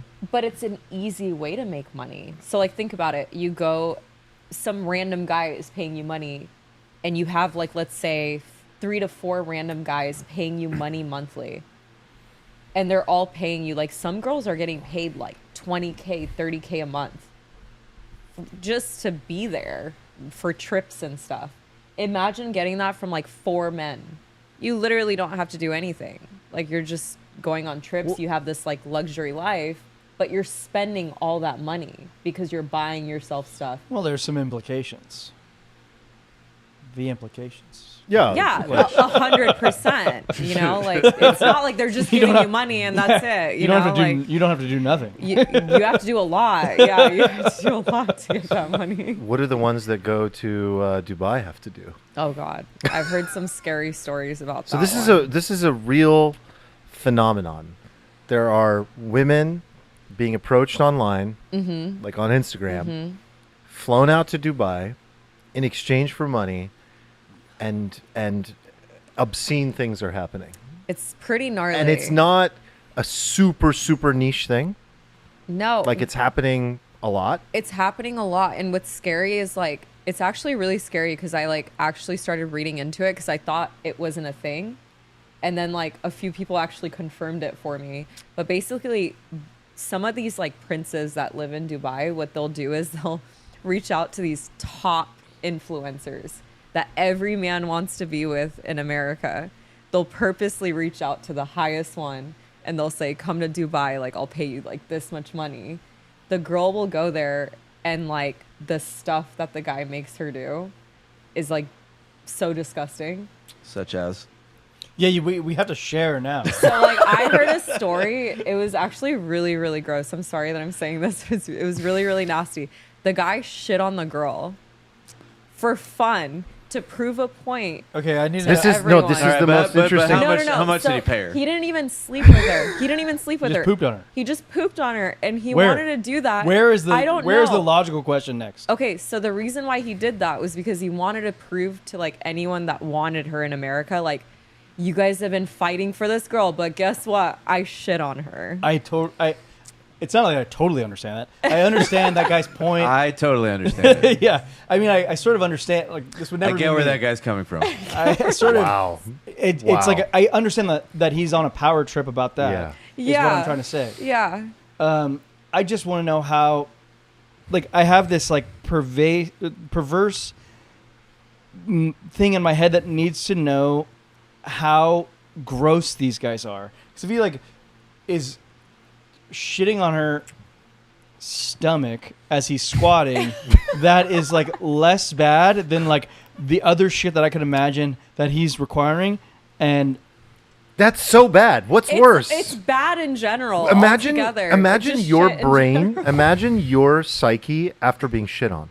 It's like, how do you live? How do you live after with that? yourself? That's what I think. Like, I'm like, how does a person like? 10 live- million dude, I have cash. I have a 5-month-old daughter gets shit on every day. Every day I get shit on, and I This guy gets live. pooped on for free. I live daily. exactly like this, and I'm No, but fucking that's a tired. different way. Like, think about it. You're getting flown out. You're all dressed up, and this guy just doesn't do anything. He just shits on you. Like, And, no, that's way worse. But, it's pretty but bad. I get shit on all the time. Is what I'm saying. It's kind of like modern art in a way. What? What the fuck? No, it is. It's saying like something like very like deep about like our culture.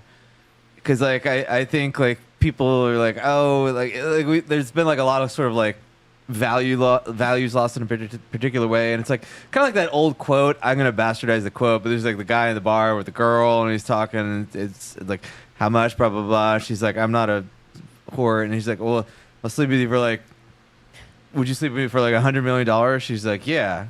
And he's like, well, what about like 10? She's like, no. It's like, well, we've already established you're a. Well, we've you're already a hooker. established you're a We're just- whore. Now we're Yeah. just negotiating on price. Yeah. Right. So there's like a deep point there, and that there's something like very deep about like there's something very deep and sacred about like not being like kind of like a prostitute in a way, right? Yeah. Because a lot of people are like, I'm not a prostitute, but the reality is there is an amount of money where some guy would poop on their chest, and they would be like okay with it. Yeah. But like the dividing line is like no, there's no.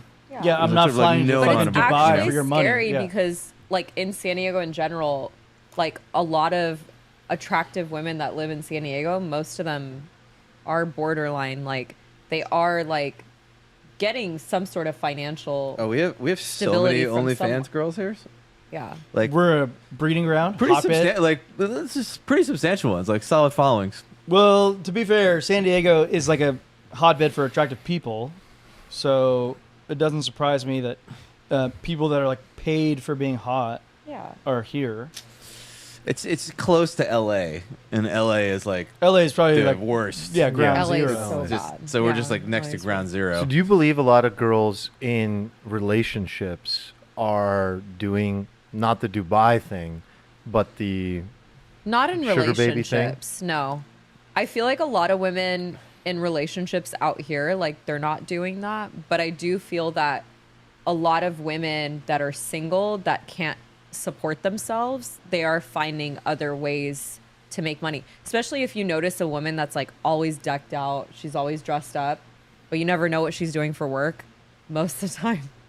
That's a She's dead either giveaway. an That's escort. always Dude. it's like Like, there's always been something my going on. always been my first thought, and I'm like very happy to have you confirm that. Yeah. I felt- completely felt understand. bad about myself I completely previously. understand. It's like Yeah. it is a job. You have to spend. You're exchanging time for money, and Yeah. like some women love the idea of getting taken care of, exchanging time for money, earning a good income, and just being able to like take care of themselves. Yeah. They're working out. They're spending money on beauty, Yeah. hair, makeup, Botox, everything. It's all paid for. If an attractive woman does that, a lot of me is like, I can understand how society led to that. I think, Steven, you were earlier driving toward this thing that was like, well, obviously, like, there are a bunch of men that are making more money than they've ever made before, and now they're looking for ways to spend it. Is it that the women can't work, or don't want to work, or can't find a job? Or is the real first principle that there's a lot of capital being created that's causing women to have the option to not work? Oh, I don't think that's the principle either. What's the deeper principle? I think the deeper principle, I mean, we've talked about this. I think there's like sort of like a deeper breakdown in traditional dating culture, traditional like family, people getting married. Women are behaving sexually different than they used to in the past. And if you have a market where like women, instead of like, the extreme example is like a woman is like doesn't sleep with anybody until she gets married to her husband, right? Yeah, So- but that's not a thing anymore. Sure, It's that's like- not a thing yeah. anymore, but it's used to illustrate an example. Yeah. Like if that is the case and how like all women behave, then if you're out there in the dating market, there's no sex, right? And then everybody's just like, I gotta pair up, I gotta get married, right? And then like everybody just finds their person and then they go, right? But then like once women stop getting married is like the same age, and then like once it becomes okay to sleep with like 2, 3, 10, 20, 50 guys, right?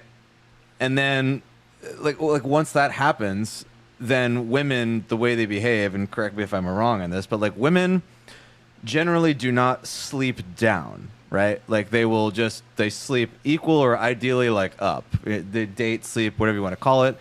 Guy could be like a wealthy guy, everything, and there could just be like some impoverished woman. She's like hot. He's like, whatever. I'll sleep with you. I'll sleep with you. The guys typically just care about a woman. When you say sort of like up, do you physical. mean looks or only like money? Status. Status. A broad Yeah. term for status, whether that's Yeah. looks or power or whatever it is. I think women typically go here or here. So it creates a skew in the dating market where like once women start sleeping with like multiple men and they skew up, you have this additional problem, which is that like men who are like high status will sleep with like a 5, but they will not marry a 5. They still want to marry like a 9. They still want to marry Yeah. their status, but they're putting all this out there. And then the women who are like lower status, their brain starts being like, oh, well, I can get like these like high status guys. And then like the guys in the dating market that they might normally be like pairing up with because like this is how it works, they start like thinking they're too good for them or they don't pay attention to them and they concentrate on these guys. And then you have this like skew in the market where like the guys at the top of the food chain start getting like all of this like sex and attention. Yeah, and it this is becomes super hyper true. concentrated. Yeah, Yeah. this is the hypergamy that we've described on Have the you pod seen before. that? Like a handful of guys getting all the girls? Oh, 100%. Yeah. Like, it's always like, girls are always in a situation too nowadays where it's like, if it's a guy that's like you said, at a higher status, there's probably like 6 girls that are wanting to really date this guy. And this guy is like living it because he's literally giving all 6 of the girls the same attention. So for him, it's like, why settle when I have all 6 of these girls like fighting for me? Yeah. It's And then on logical. top of that, like he gets attention from other people too because he is at that high status. Yeah, it parlays because as a guy, like Yeah. you've got all these girls, and then suddenly all the guys are like, "Yo, what's up?" And Okay, so I have a question on like the reversal of this trend. Like, do you think that it's even possible? So my question to Faria is like, if any girl that you've known has like gone to Dubai and has like, I'm gonna use this term, hoard herself out, right? Like this is like Steven's analogy. It's like if you've like done something dating wise for money, you've been a whore. It's just about how much money. Okay, so she's hoarded herself out. Is there like a way back to like traditional, conventional dating pool for somebody like that? I'm wondering for I her as feel like a like- society. for her, Okay. and then I'm building. Like I'm saying, if this is like a societal element, is there a way to bring that back? But So I've realized, the world has changed so much that I feel like if a person does something like that, they're still going to find someone and that person is going to take care of them regardless. Like, even if they went to Dubai, they did all these things, they're going to find a high status man that has some sort of insecurity that's still going to want to latch on to something like that. Because for him, it's like, she's hot, like, I just want the looks. Okay, so I get don't care it. about anything else. Okay, so I get it. So it's sort of just like, it just keeps going. But Yes. okay, so now remove my question and let me inject this new question. How does this trend reverse, or can it? Can it reverse? Can it go back to like sevens pairing with sevens and sixes pairing with sixes? Is, I No, guess, because the first if you're question, yeah. right now, like, it's crazy because there are situations where a guy could be like a 2, but like if he has a high status, you're gonna get a 10.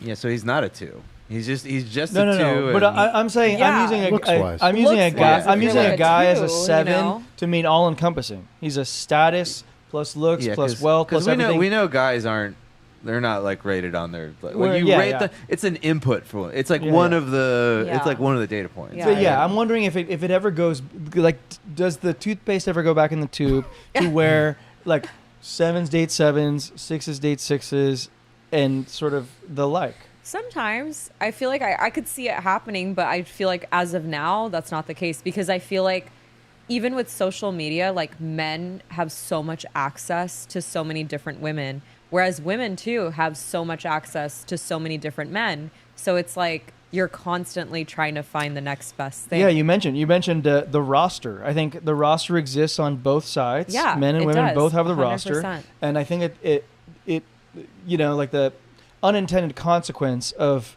optionality is indecision. And like that's where we land now. It's just like nobody's pairing up. Do you think women have access to a roster of men have access to a roster of women?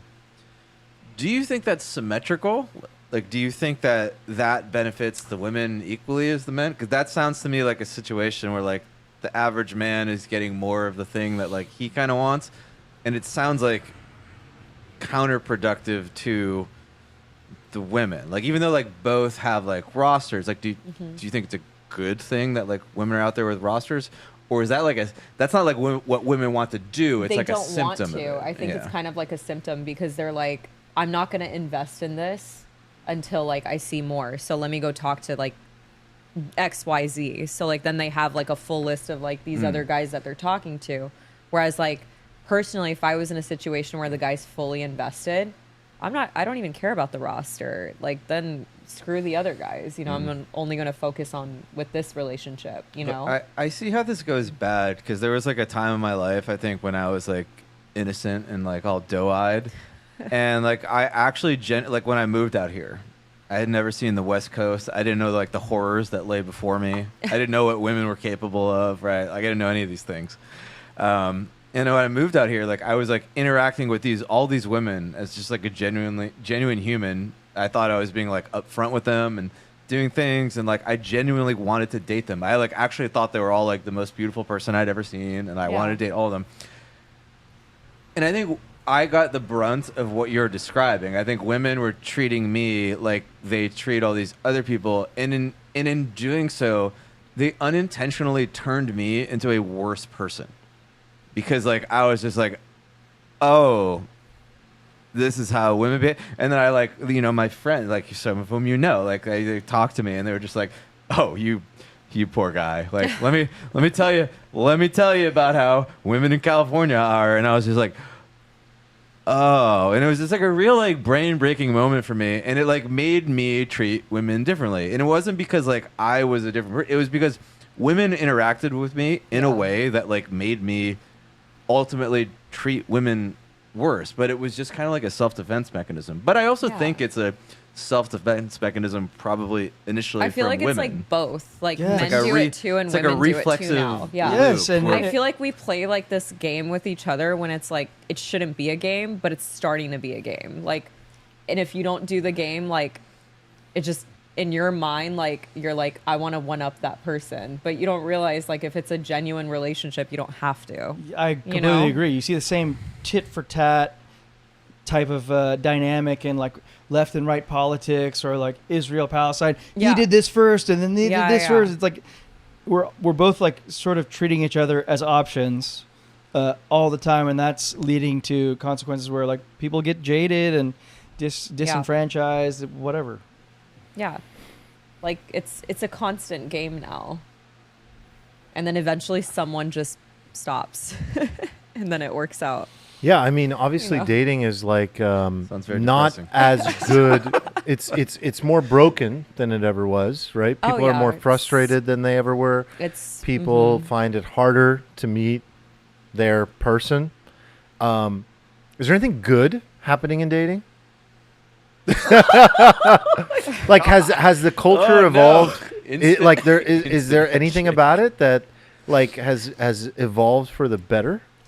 No, No, not at the no. moment. Like, I feel like for me, like dating, like I'm single and I'm dating, like, and it's, especially in San Diego, it's like dumpster fire, you know, like it's so bad. To me, it feels a little incestual almost too. Yeah, Like, it's just a lot of the same you always people. have to find out, like, did your friend talk to this person, or like like somehow everyone's connected, or like someone that you know dated that person, or you know, so it's like you constantly have to put yourself in a position where you're like, do I never date in San Diego? Do I go out of town? Like, where do I go? And prime example is one of my best friends. Like, she was dating in San Diego, had the worst relationships out here, and she randomly went on like a TV reality show in Georgia to find Wait, her love. Which reality show? Farmer Wants a Wife. Oh my God! Stop. Yeah, she went on the show. No, but she actually went on the show. She didn't find love there, but she went out that weekend. She freaking found her man, and they're getting married this year. She Like, just had to be in Georgia. not in San Diego, like anywhere but San Diego. But that's when I realized, I was like, I feel like San Diego's just like, I think it's all the same people. No, and it's I- like the same Which is pond. crazy because No. imagine There's a like small 5 town. million people here. Dude, I've lived in small towns where that you just get over that. There's people maybe listening it's like just who live in a town with one like 10,000 area, people. I They're don't like, know. what are you talking about? I think that I have this theory that when people go to a different place, they choose to act differently, and where they like take this piece of themselves that they It's a thought new they identity, had. too. Yeah, you get this version of yourself that's like, no, I can like find love here, and then you just do. And if you like have this other part of your identity where like, ew, like these people all fucking suck, I'm never gonna find love here, you just don't. I think Eric's so right. It's like we have these concerns with attachments of like who might know this person, and it complicates true, it. that's true. It complicates Yeah. it for us unnecessarily does. because everything is so connected. Yeah. Because now, again, because of social media, as Yeah. you said, it's like someone's going to slide and be like, "Are you talking to Jeff? Yeah, Sarah automatically. used to sleep with Jeff, and why are you talking to Jeff?" And all of a sudden, but in a lot of places, people don't care. They're used to it. It's a small Yeah. town. It's like no one cares. There's no other option. There's no other Yeah. option. Yeah. Like I think out here, baggage. you could exactly, and then you get in your head about it, like you said, and then you just don't want to even go out with that person because you're like, okay, I already know like 5 girls that like went out with that person, and then that's it. That the stuff end, like you know? always bothered me, and like people would tell me like that shouldn't bother you, but like it definitely did, and like I Yeah, was it just like triggers you. It just does. Like I'm sorry, like Yeah, I'm 'cause not then- not gonna feel bad about it, you know? Yeah, because then you automatically think about that, especially if you go on the date. You're like, oh my god, you were with this person, this person, this person, and this person, you know, and then you're just like in that date, and you can't like unsee it anymore by that point, you Yeah, know. it's So- not great. Yeah. So to answer your question, San Diego dating is not good. Yeah, I mean, I've heard that. I heard that from a lot of people. Yeah. Um, But there is certain people that will find love, and I've seen it. absolutely, yeah. I've seen that too. So Do you have friends? Hopeful. Do you have friends who live in Manhattan?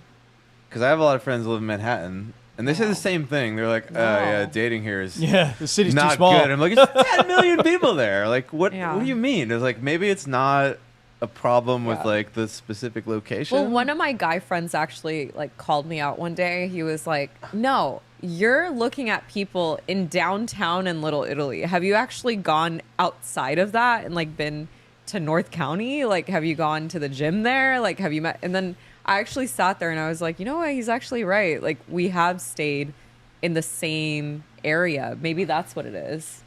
That could be it. I mean, maybe. I mean, what's interesting? This whole thing like kind of feels like a Lake Wobegon thing to me, because it's not like I talk to. What's that phenomenon? That's the effect where like everybody thinks they're like above. It's the place where like everybody thinks they're like above average. Oh, yeah. You know, because I talk to every guy that I used to talk to. All my friends are married with babies pooping on them now. But back in the day, like guys, the subset of my guy friends who wanted to date for those reasons would be like, yeah, like I can't find a girl. Like all the girls in this town are like freaking trash, right? Like, and then I talk to all my girlfriends. They'd be like, all the guys in this town are like trash. Yeah, I'm just like. Like, why is everyone calling each other trash? I'm like, where is the disconnect? Yeah. I'm like, is everybody just trash and they don't know it? Or is there like something happening here? Everybody just thinks they're like better than they actually are, and so nobody That's pairs crazy off to with me. each other. I can't even imagine being single in this town. It feels Don't do it. No, but I'm Don't like do I don't know. Is it all just perspective? had I a feel like great I'd have time a being blast. single in this town. I feel like I'd have a I blast. never really identified with It it, is to be one of the honest. most attractive cities in America. Yeah, I like- enjoy being single. I think the whole dating part is the scary part. Well, that's the symptom. The part of that that's frustrating is that the dating culture has changed. Yeah. Everything is like how you text, knowing the rules. Mm-hmm. Like it would be a nightmare to go from being in a relationship to like if you were out of the game for a long time and then like you stepped into it like me, like pre-dating apps, and then suddenly Double you stepped into texting it. left and right. Oh my god, I would just be like, no, all I know is to like This would be a well, great now we have reality love show, by the bomb. way. You can't love bomb anybody. I thought love bombing was like good. okay, you know, so, I love okay. to love bomb. I love to love bomb. I'm a I- lover. I'm a romantic. No, You can't I'm love a bomb love anymore. bomber. Oh, No, You I can am. love bomb. You're Just a not love with bomber. 2 consecutive Yeah, texts. Okay. 2 texts in a You row. can love No. bomb. with Faria, you're a one- love bomber. bomb. You won't text twice. No, there's You have ways to that you bomb love in bomb. one large Yeah, message. one large No, text. not even a text Lot of message. emojis. No text messages. Hold on, I In got a lot of person. questions for you. In person, you love bomb. yeah. in We need to person. hear about your love You have to be bombing. vocal about your love bombing. Oh, Like, Okay. like not through text messages. Seen a lot of inconsistencies. That's how a girl will love bomb a guy through like in person. Because if a woman says automatically she loves you within like a week, that's love bombing. That's not. Yeah, she that's- doesn't love you. Every guy knows that. Yeah. And if a guy does the same thing, it's the same thing. Too fast. But for a woman, like a girl that's really good at love bombing, if a guy's a love bomber and he does that, you kind of like go with the flow, keep doing it, You and match then the you energy. You match the energy, but then you pull back a little bit, so then it like questions them a little bit. Wow. So- This is advanced. how are you a This love is bomber? really advanced. Like, what do you mean? Well, what do you mean? What do you You said I'm a love bomber, so what does that mean No, today? so, I like, don't even know what for that means me, anymore. I'll say the word love Hmm. sometimes loosely You mean to the person? to the person. Okay, there's a difference between like love ya and like I love you. Yeah, you have to put a Yeah. yeah. If you put the you, it's Yeah, but I feel like Faria is talking about like saying I love you like very soon, or you saying like I love that. No, love yeah, bombing- like I'll be yeah, like, oh my love god, I bombing's just love like- this about you. Okay, Or like, guess what? That's not a love bomb. loving I- something about them. I see No, what you're or saying. say I love the way your hair is. I love this. I love, and the guy gets like very excited about like how he looks And because gets I'm gassed like up on talking that. about- Yeah. Yeah. Yeah. You gas them up. You love bomb. I'm You wondering throw if in the I'm I like, love yous. I'm wondering if I'm like kind of taking the married guy on a pedestal kind of moment right now because like I feel like that is not much of a love bomb for me. Really? Yeah, Damn. yeah. I feel like desensitized. I feel like a love bomb is like a deep. Write me a meaningful- poem. Like, you know, He's like, sing me a song. you know, like my deepest innermost desires, and you like go so far out of your way to like. But I'm the type where I like, and he knows this too. Like, I'm really good at like energy, like knowing how to like make someone like happy. So like, I know how to like scope a person out. So like, I'll be in a situation where it's like, if I know certain things that he's worked hard on, like I'll bring that up, and that like gets him really excited. Like, Yeah, for example, if okay. he worked so hard on this project, like I'll be like, oh my god, you did amazing on that project. I'm so proud of you. That is a like, really good one, by the way. Very good. Like Yeah. identifying what somebody cares about and caring about that thing is the way It's to being love bomb seen. somebody. Yeah, Yeah, and it's then been automatically he gets like, whoa, like she noticed yeah. what I did, you know? Totally. Yeah. I mean, none of you will be surprised by this, but I think it was so much better back in the day when you could literally, I wasn't joking, write her a poem. Oh, I love that. Like, I wish it was you like know, that. tell her how you really feel Yeah. without filter. Mm-hmm. Go over the top on the dates. Connect and reveal yourself on a first date. Yeah. Like I love the idea of somebody actually coming Yeah. to me and being like, this was my childhood, this was my trauma, Mm-hmm. these are my desires, these are my goals, these are my dreams. That's amazing to me. Yeah. And we live in this society where there's so many fucking rules about what you can say and Yeah. what you can't say, Yeah. and if am I doing it right, and am I doing it like Is did this the I lead up just so that you can vent about the ick? this is the ick in detail. This is the ick in excruciating detail. This is No, the I whole get- thing that's wrong I with get the what you're culture. saying. Like, I understand, because even with my parents, I tell my parents, I'm like, your guys' love is like beautiful. I wish I had that, because my mom and dad, they used to write love letters to each other before they got engaged, which was the cutest thing ever. But it's like nowadays that's not a thing. Now it's just, hey, what's up, you know? And you're like, not much, how are you? And then that's Because how of the the abundance it's of so- choice. yeah. Yes, I The think abundance that's it. of choice is causing people to not commit. Yeah. If I overcommit, then you pull out because you have options. It's Yeah. actually that simple. It's exactly that, because like Faria, you have like a lot of options. You can like pick somebody if you wanted to who would also pick you, and if you want to find love, you would pick somebody and love him, and he would love you, and that's how it fucking works. Like all of this optionality is the problem. It is the problem. Can I say something? That's what we're here to do. Yeah, I didn't want to like take her time, but okay. So I hear stuff like this a lot, like, oh, we used to write love letters and stuff, and from my perspective, it seems that the way the world works is that like guys really want to get laid more than anything, Oh, and then they put things out there and they get responses from women, and then they alter their behavior. So we lived in a society where like women responded to like long love letters, then like every man would be like writing long love letters. So the fact that like we're not writing love letters anymore, to me, is because like women aren't responding to them in the way they used to in the past. So I would ask like, A, is that true? And then like B, why? And then I think a subset of that would be like, you might think it was true in the context of a relationship, but like most people are going to think about this in the context of like dating or wooing, where Yeah. I think it's kind of critical. I feel like if this brings us back to like, if a woman likes you and you write that love letter, she's gonna love that love letter. But if she's not interested in you, she's gonna get the ick. It's the meme. It's It's the the meme. meme. It's the meme. Everything comes yeah, down to the yeah, meme. yeah. Like either she's gonna love it and she's gonna be like, oh my god, all over it, or she's not gonna be. But it's a little interested. different because you used to be able to woo a woman Yeah. and earn her love. Yeah. Like, I think today the meme is more true where she's evaluating the roster Because and the there's options. so many options. The options. That's But the there used to be a problem. time when the persistent Mm-hmm. guy could get the 3 could get a 10. But hold Yeah. up, you just said like all of your options are terrible. They are like. But I like, mean, so why? So you're like overwhelmed by all the terrible options. I feel like Armand knows. Like they'll be normal and then they get weird. I think that the way, I mean, It's you like- have to answer this, I but need you to go into more detail. Yeah, I think you What- need to what go does into that more mean? detail. But I think that the way people are behaving, men are behaving these days, clearly from stories I'm hearing, has changed. It's changed a lot because automatically, like I've noticed, like a lot of men, like you said, it's about getting laid. So they're gonna say whatever they can to woo you, but I'm really good at reading that.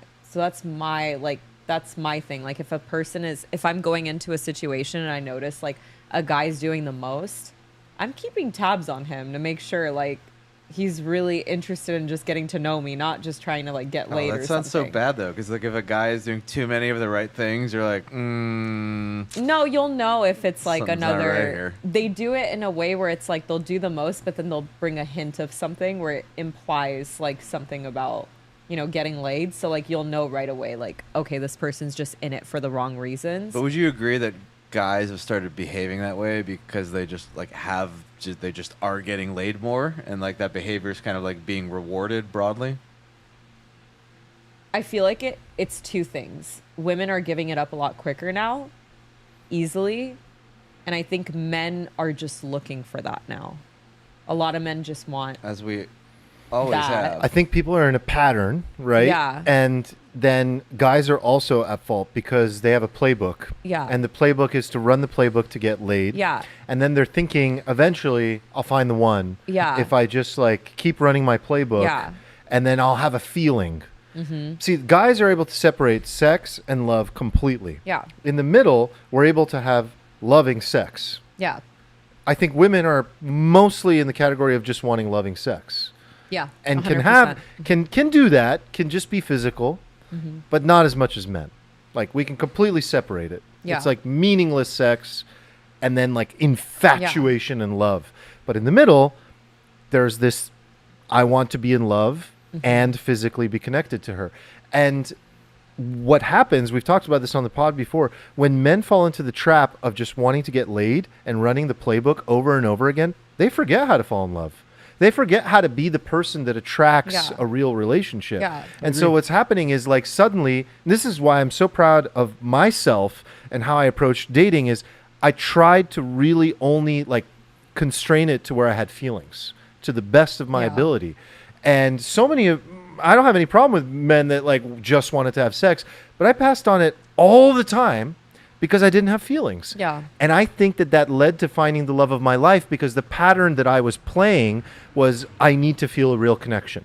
And then when I met Erica, it was like, oh my God, I'm physically attracted to you and I have these deep feelings for you. So my repeating pattern was one of like consistency in that behavior. Does that make sense what I'm driving at? Absolutely. Yeah. I does. think people have lost themselves Yeah. in sex. It is 100%. And I feel like some women feel like they have to do it to keep it. But they don't understand, like, you do that.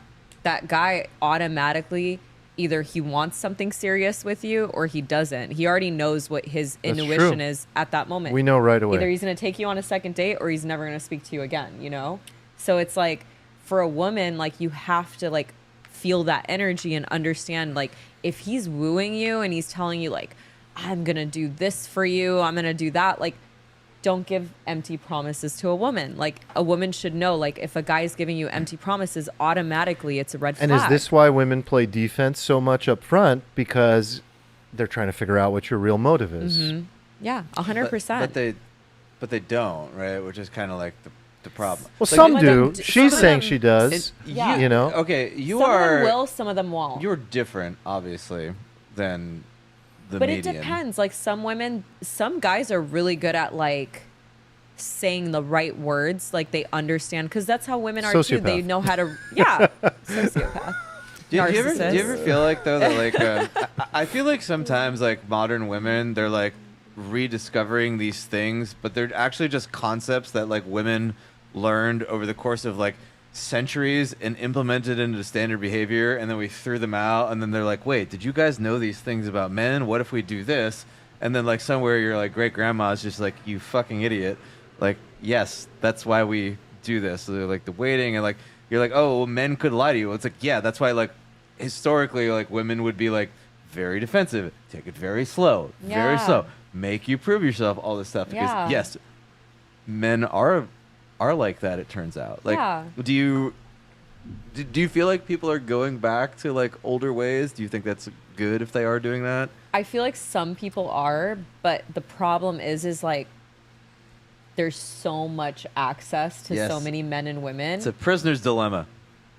So it's like they just don't, like, even if you tried to do that, they'd be like, all right, bye. Like, on to the next one. Yes. Talk to the next Yes. person. That's going to give it it would up. be you best know? for women if you all got together and agreed, like, hey, I wish It that would. was Everybody the case. stop doing this. I But then, wish like, we could. this is the problem. Like, this is why I think all like the religious stuff, like, we had to make it really, really strict because like one woman would defect. Yeah. And then she'd be like, oh my God, I've got like all of the fucking attention. And then like some girl would be like, "Ugh, fuck it, I'll defect too.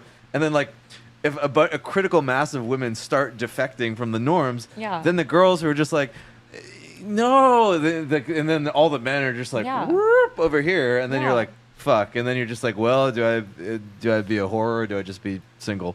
Yeah. And then it's no, not I a good had. I situation. remember like I used to work in this company. There was this guy that used to work in our company in the affiliate marketing world. And I remember he used to tell us that he would send the same message to like 30 girls. And he was like, eventually 1 or 3 of them were going to respond to this message, and he was going to have a one night stand with them. The message, let me smash. Or the message is, what are you doing? Sup? Yeah, or like, Well, because men have learned that it's a numbers game. Yeah, That's the I game was they've been taught to shocked. play. Yeah, I was shocked. Once I heard that, I was like, that's actually a thing. Like, men will literally go through their list and they're like, who's available? Let me message them, you know? Yeah. But in my fantasy world, they would pick selectively. They would give a reason why they cared. And Yeah. it would be a lot more romantic. But I don't know. Question in the chat was, do you think this idea of hypergamy that you describe exists outside of the metropolitan cities? Like the dating up. The dating up thing where like the few men get all the women and women just want to Miami. date the most. Is it only in the big cities though? Does it exist in like middle America, the prairies, the small towns? I mean, I have never lived in a small town, so I I mean, don't my know. friend found the love of her life, like In in Georgia. Georgia. There you So go. that should say I don't think it's as bad. And I still believe that her phenomenon was more about the travel, getting outside of herself, Yeah, losing yeah. Her her identity. losing her Yeah. stigmas. But I did live in the prairies of Canada, and I did see that hypergamy was the exact same as you'd find Really? it Really? in New York City. Yes, Damn. it was like So it's everywhere. it was the football players, Yeah. it was the rich Right. oil field There's a version workers. of it. There was a different status ladder, but the same phenomenon existed. Yeah. It's definitely worse in smaller towns, I think, because just like you could just be like the biggest big shot with like a lower bar, and everybody knows it because like a lot of other people's standards are like, meh. It's hard to be a big fish in Manhattan, obviously. One of the funniest things about San Diego is like, it's like the optimal area where you can be like get the most impact for being like the smallest fish. Because you're like close to LA. Like if you go out to a club in LA, sometimes like Leo would be like at the table next to you, and you'd be like, "Well, there goes all the women in the club," right? And then you just are just like whatever. No, Well, if baby. you're- well, eat, if the, you're eat the 30 crumbs. If There's you're crumbs all 30 over. and Never happens. over, no, There's but if crumbs you're 30 everywhere. and over, he's not interested. That's true. That's true. So you could So carve all out the like a little 30 and 24. up, you can like talk to them. 24. But you go out to the club in San Diego, there'd never be like a real famous person there. There'd be like a No. real rich person there. There'd be like an action. It's not like Bezos was going to be there or like an No. act. It was just like some freaking like internet entrepreneur dropshipper Yeah. kids like trying to like outflex each other. So Like it- someone that owns like a liquor store or something. yeah, but there's still like a ton of like pretty girls. So Yeah, it was yeah, like a yeah. lot of pretty girls, and then you could just be like a fake rich person, and then like kind of do that. But you couldn't do that in Manhattan. How much of like we talk about a lot, like how there's this problem, and then there's the problem of like everyone's getting married later, and then no one's having kids anymore. Like, how are those things connected at all? Like, do you think that like the whole thing is just a delayed cycle of like It's too very many delayed. options, and then or I guess what I'm driving at is like, is everyone just disillusioned about the future? So like it's all driving from like there's not a future in which I see a reason to have kids, and so I might as well have more options, sleep around more, not fall in love, not get married. Like, is all of it happening because of we don't have a positive vision of the future, and that's causing like this almost like fiction novel level chaos to occur like in society, like where no one can commit anymore? That's not my interpretation of it. I think of myself. I think of like your brother. You're probably just like you have this vision of your future, which is like the conventional life. But before you commit to that life, you want to live this life of freedom too. And I think like everybody's just espousing this. Like all young people are espousing this, and they're just like taking it longer. You know, they're like taking it into their mid to late 30s. And then I actually think that ultimately a lot of these people will just go the conventional route and pair up. Why do you think they're taking longer? Do you think they think they're going to live longer? I think they're taking longer for several reasons. Like one is like economic. Like it would be a lot easier to like start and raise a family with somebody when like that was more attainable. Now you're just kind of like Yeah. sort of like scraping to get by and trying, but like, that's what I'm saying in a lot of ways. yeah, I Like, suppose like suffering, not having a good vision for your future, that's the the- future of the world. Okay. You're not prospering economically. There's no point. Everyone's becoming nihilistic. I sort of delaying everything. I interpreted it differently based off of our Marty conversation, where you have this Oh, dystopian that view world? of the future. Where I'm like, I don't think it. I think most people don't think about that. I think most people are just stuck thinking that like I just don't see a vision, and I Yeah. can't like economically do well. Yeah. I can't buy a Well, house. I dated a guy that you straight know? up told me he didn't want kids, but his was more, I'm scared of the world. Like I'm scared Yeah. of what's going to happen in the next few years. So That's for a him, lot it of was just people. more like, you know, he was very successful. He had his whole life together, but he was like, why would I want to bring a kid when I'm so happy with everything the way it is right now? Oh, that tilts You know? the shit out of me. It's my trigger point. No, but it's like some people look at it that way. Yeah. You know, Yeah. so it's like they don't want any kids because they're like, I'm fine with everything the way it is. They don't want that change. But his excuse was, I'm so scared of like what's going to happen in the next 10 No, years I hate or that the next excuse. 5 years, you That's- know? Oh, shit drives Yeah. me nuts. We have to go down that route though. I feel You- like I gotta really pee pretty bad. Dude, Go. Can I Go, just go, like go. put you on one camera? and- Yeah, Alright. I'll move over. It's gonna be on one button. I just realized this mic's been in front of my face the whole time. Ugh. Do you worry about the future, or are you optimistic about it?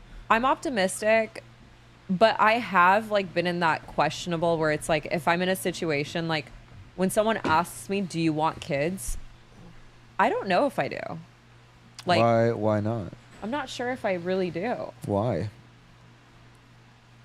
Like I'm content with the way I am. Like I know I would love kids, but I'm not like if it doesn't happen, it's not the end of the world. Well, there's a difference me. between like it's not the end of the world versus just like this is important to me and I want to do it. But if it doesn't happen, it's not the end of the world. Those two things can be true. Like, is it like really important to you? No. Why not? I feel like now that I'm getting older, I'm like, I want to get married and travel the world with that person. I don't really want to have kids. Do you think it's bad that if again coming from somebody with no children, do you think it's bad at like a societal level if everybody does that? Oh, 100%. Yeah.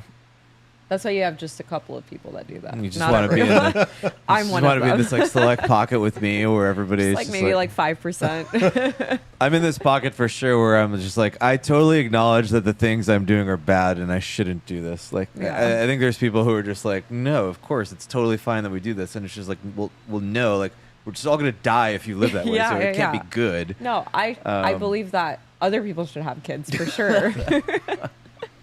It's like how I drive, or how certain people do certain things. If you're not Yes. hurting anyone, you know, like it's your Yeah. version of living the world, but you know that it's not utilitarian. If Yeah. everyone were to do it like me, it'd be a terrible. Yeah, it would be terrible if no one ever had kids, you know, but it's like personally for me, I'm like I wouldn't be upset if I don't have kids, you know, like, I wouldn't mind it. This is deeper, but like, do you worry about being like? I feel like especially as like a woman, again, me being a man, Yeah. empathizing with women in my dumb way, but like I would be like, oh my god, like what if I'm like 70-year-old woman and I have no kids, like because my brain is like, oh, so much of like, again, this is me thinking of being a Yeah. woman, I'm like, it's so much of it is like I'm young and I'm like hot and men want me and stuff, but then like goes away and then I'd be like, well, what is the other thing that I have? And I would be like, well, would I freak out like if I didn't if I wasn't like a matriarch? So I've actually thought about that. I would adopt. Mm. If I really wanted a kid, I would adopt a child. Okay, so you still want No, but I'm a saying if kid. it got to the point Yeah. where I actually like came to a realization and I'm like old and I'm alone and I'm like I want kids, I would go adopt kids. which you is know? good because I there's love a that. surplus of kids Yeah. who need people. Of course. Yeah. So for me, it's not about like, it's not that I don't want, like, personally, I don't know if I actually want kids, but if I got to that age level where it's like I can't have kids anymore, I would, and I'm at that level where I'm like, oh my God, I want kids. Like, I wish I had kids. I would go adopt right away. I mean, as a man, I would too, 100%. Yeah, Like I've always known I wanted kids, and if who I was with or whatever happened, or if I couldn't or they couldn't, you know, yeah. like I totally would do the same Adopt, thing. yeah. Yeah. I think it's beautiful. Adopting is like Yeah. beautiful too. You know, there's so many kids that, you know, like you said. So Yeah. Yeah, no, I guess I didn't mean it specifically like you had to birth them. It would be important if there weren't like a bunch of kids who needed people in surplus, I guess. yeah, Yeah, it was just more like like as a woman, I feel like as a man, you always have this fallback of just be like, well, I can just still be like running my business or something, and you just have Yeah. like that fallback. But I feel like like a lot of women like don't have that. So I was like wondering like what Yeah. do you think as a woman about getting older? Like what Yeah. do you envision? no, my Giving you mindset is purpose. if I get to that level where it's like I'm very alone and I'm like second guessing, like, oh my God, I wish I had kids, I would literally adopt right away. Be like, that's my next step. I'm going to adopt kids. Party If- of one. Yeah, 100%. Yeah, Caesar says maybe people are scared of seeing a lot of people getting divorces, child custody, losing half their money. That's true too. Well, that's I can see a that. big risk for guys. Yeah. Going Yeah. into it, like having that as like a guillotine that's like always looming over your head, that like your life savings and hard work can just be like, and it's gone. Plays into like a larger theme of like this breakdown of like this social trust. Like there's like a obvious decaying of like the social fabric. People don't generally trust each other as much, and that spills over, I think, into dating for sure. Like I know tons of men that think I used to think that way for sure. I still kind of think that way. What way in specific? It's objectively true that a lot of people get divorced and that the state does not favor you and does not give a shit about Oh yeah, you. it's like pro women. Oh, I believe in that too. So from like a Yeah. purely like autistic point of view, you're just like, this is negative EV. How do you Yeah. feel about prenups? I don't mind it, to be honest.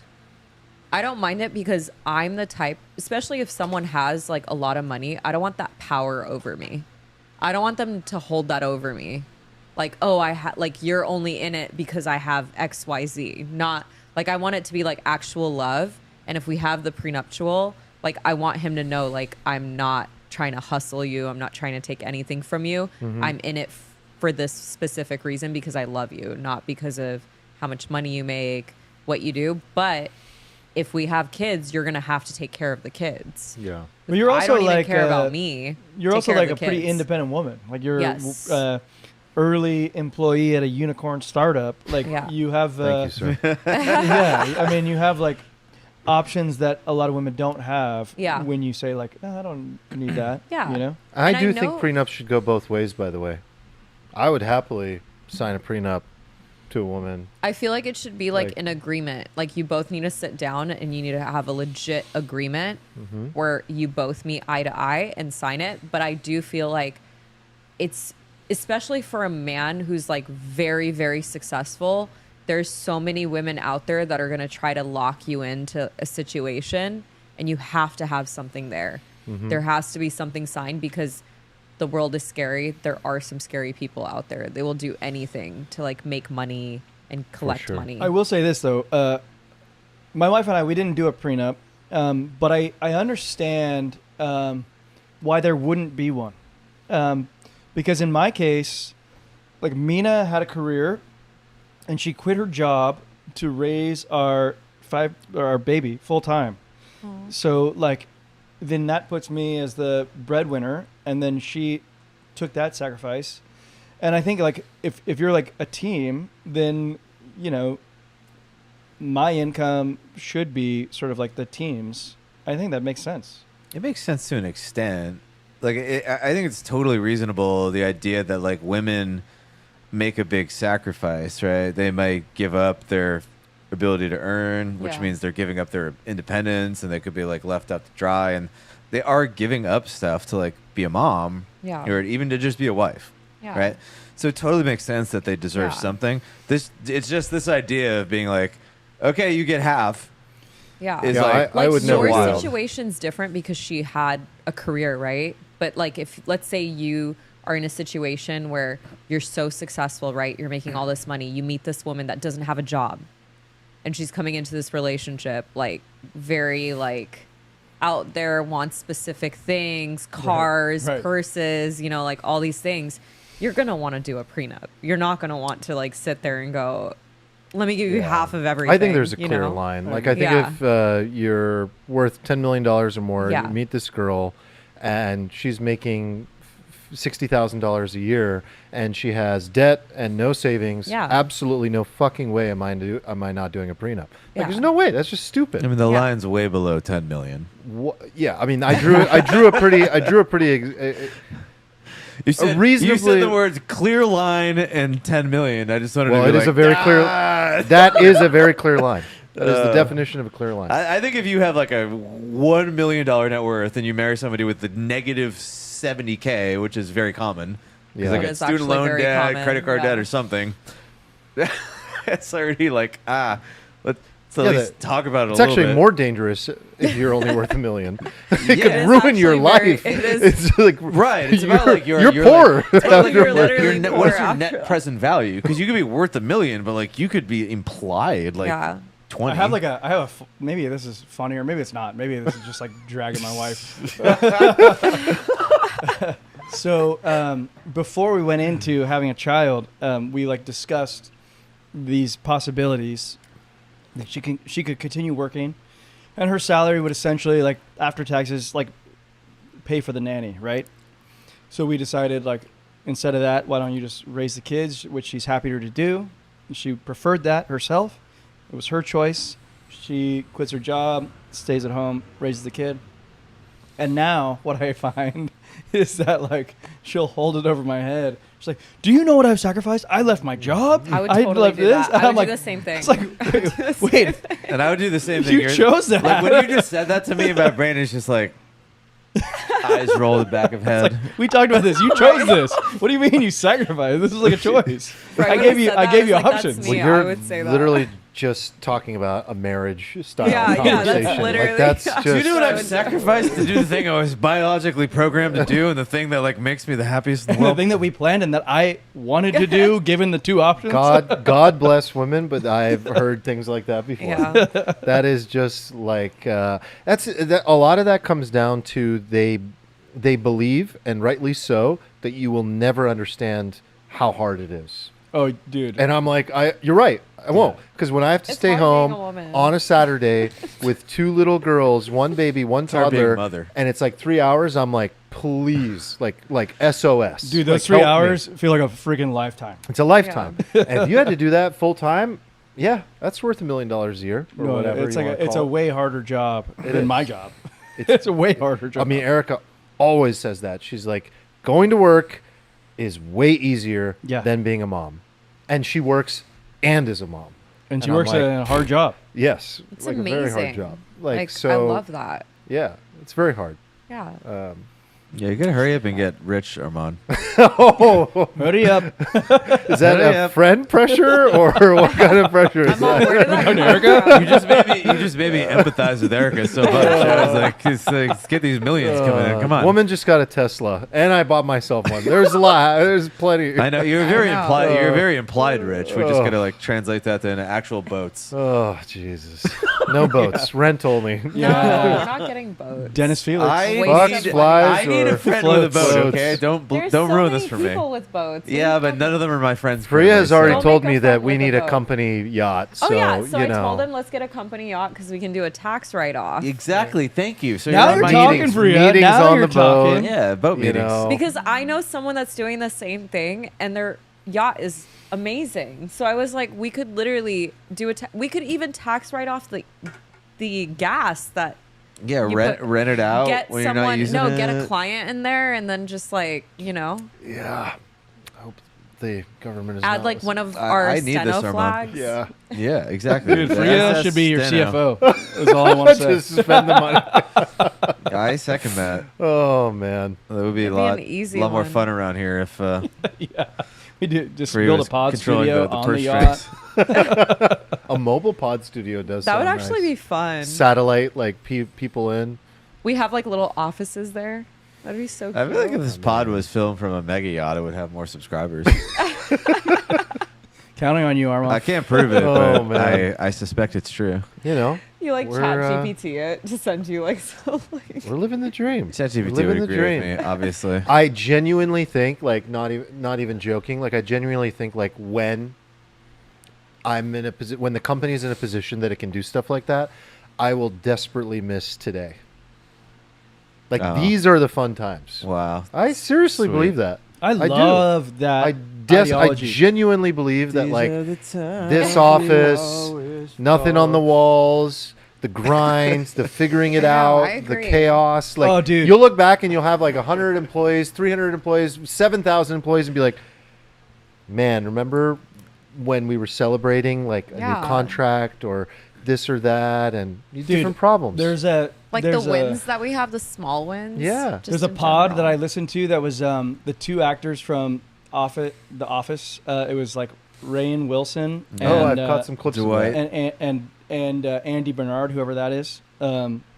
They said like there was like the writers are so good, but the line that they feel so compelled toward is one that Andy Bernard said. He said like, I wish that we could tell what the good times were when we were in them.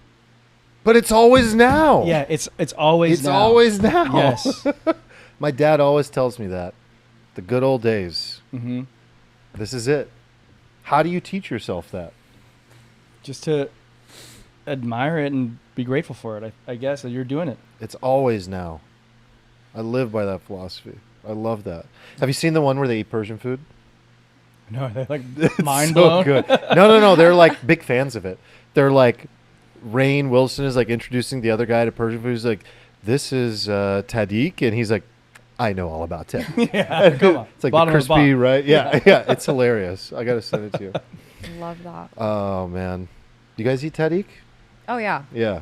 but we make like the different versions Freya of it. is Afghan. The Mhm. food's similar. Very Yeah. similar. Yeah. We make Tahdig too. Oh, you're Afghan. Language I is just similar always as well. assumed you're Yeah? Persian by I proximity. know everyone It's basically- automatically thinks yeah. so. Okay. Persian. It's Yeah. it's very similar. Yeah. We literally speak the same language. Yeah, pretty much. it's like a Yeah. dialect The where dialect is a little different. it's kind of funny. I've always found this really weird, but for whatever reason, Afghans can understand Iranians when they speak Persian, but Mhm. it's much harder for us to understand. Like, So, like, if when she he speaks, talks- I don't think I Yeah. would understand a But lot when of he it. talks in Farsi to me, I know exactly what he's saying. Huh. I don't know why. Fascinating. I'll have to ask someone educated why. What's the Afghani language called? Afghani? So we speak Dari. Dari. Yeah. So there's Dari. two different languages. It's like Dari and Pashto. Oh yeah, Pashtun. I've heard that. Mhm. That was like, remember Salman and John? They would like be able to communicate. Yeah. Yeah, like there's words, there's Mhm. similarities. Yeah. Yeah. So like Dari and Farsi, it's like very similar. But like it's funny because a lot of my Persian friends, like Donia, I lived with her for so many years and he knows him too. He knows her too. And like I lived with her for like 4 years. It got to the point towards the end she understood me, but it took her like at least like 3 years to Really? understand my Wow. dialect. Yeah. That's great. I feel good. How you guys got any more pressing That was a topics? long- this was a long that was one. a long I was like, I episode. feel like I need to. Yeah, Yeah. no, we should probably end it. Yeah. It was long because it just felt fun. Yeah, we're in the We're flow, just, We're baby. just vibing. Faria, thank you so much for joining Of us. course. This was a Thanks pleasure. for having me. It was easy. It was an easy episode. Yeah. Yeah, it was Thank you fun. for being here. Oh, it would have been a Super lot fun. harder if Nick was in that seat talking about the struggles of dating as a woman. Imagine. I would love to see that. I would love a breakdown of Nick's dating strategies, though. Like he would never broadcast Talk them about live, the but algo. Dude, he's the There- guy in Dubai. he's definitely gonna. Imagine. Oh, Smithers. Smithers. Yeah. Just like, who can I poop on? There are definitely spreadsheets. There are definitely spreadsheets. Imagine he's all, I'm heading to Dubai next Oh my week," God, and that was everyone's mean, like, guys. Nick's a nice guy. I forgot to pay this phone bill. I'm teasing you. Just man. kidding, I know, Nick. I Just know. kidding. Just kidding. But you're not lying. Just kidding. What can I I get guess away with? We'll tell if he listened to the episode. He won't get to 2.5. Yeah, he'll never hear He'll that. never hear it. What else you guys want to say? 240. All right. Amazing. Thank you for being here. Thank you. Thanks, everyone. I appreciate you for Yeah, everything come you back do. soon. And Yeah. it's great to have you on. It was nice. It was yeah. nice being on here. Yeah, absolutely. AlfalfaPod.com, everybody. Join the Discord community. Hop in. Come to the next AlfalfaPalooza. Hit that subscribe button Hit that subscribe button. on the YouTubes. Send the episode to a friend. Help them navigate modern dating in 2025. Yeah. We'll see you next time. And if you have anybody who's available, oh, Let me is this know. a press release? yeah. Have at it. Press release. Press- There were, not to take the pod down a whole nother topic, but did you see that girl go viral like on TikTok in San Diego? She was in San Diego. She went viral. Yeah, she was just like, I don't want to go viral. I'm just well, she's just like trying to date somebody, tired of the apps. Yeah. Do your thing, and then like their little thing got like millions of views, and a Oh my bunch of people God. hit her up. We'll create a few So. clips for you. Okay. Yeah. Do your Sounds thing, good. San Get 'em Diego. viral. Do your thing. Do your thing if you know anybody. All right, bye everybody. Bye. Love you. Peace.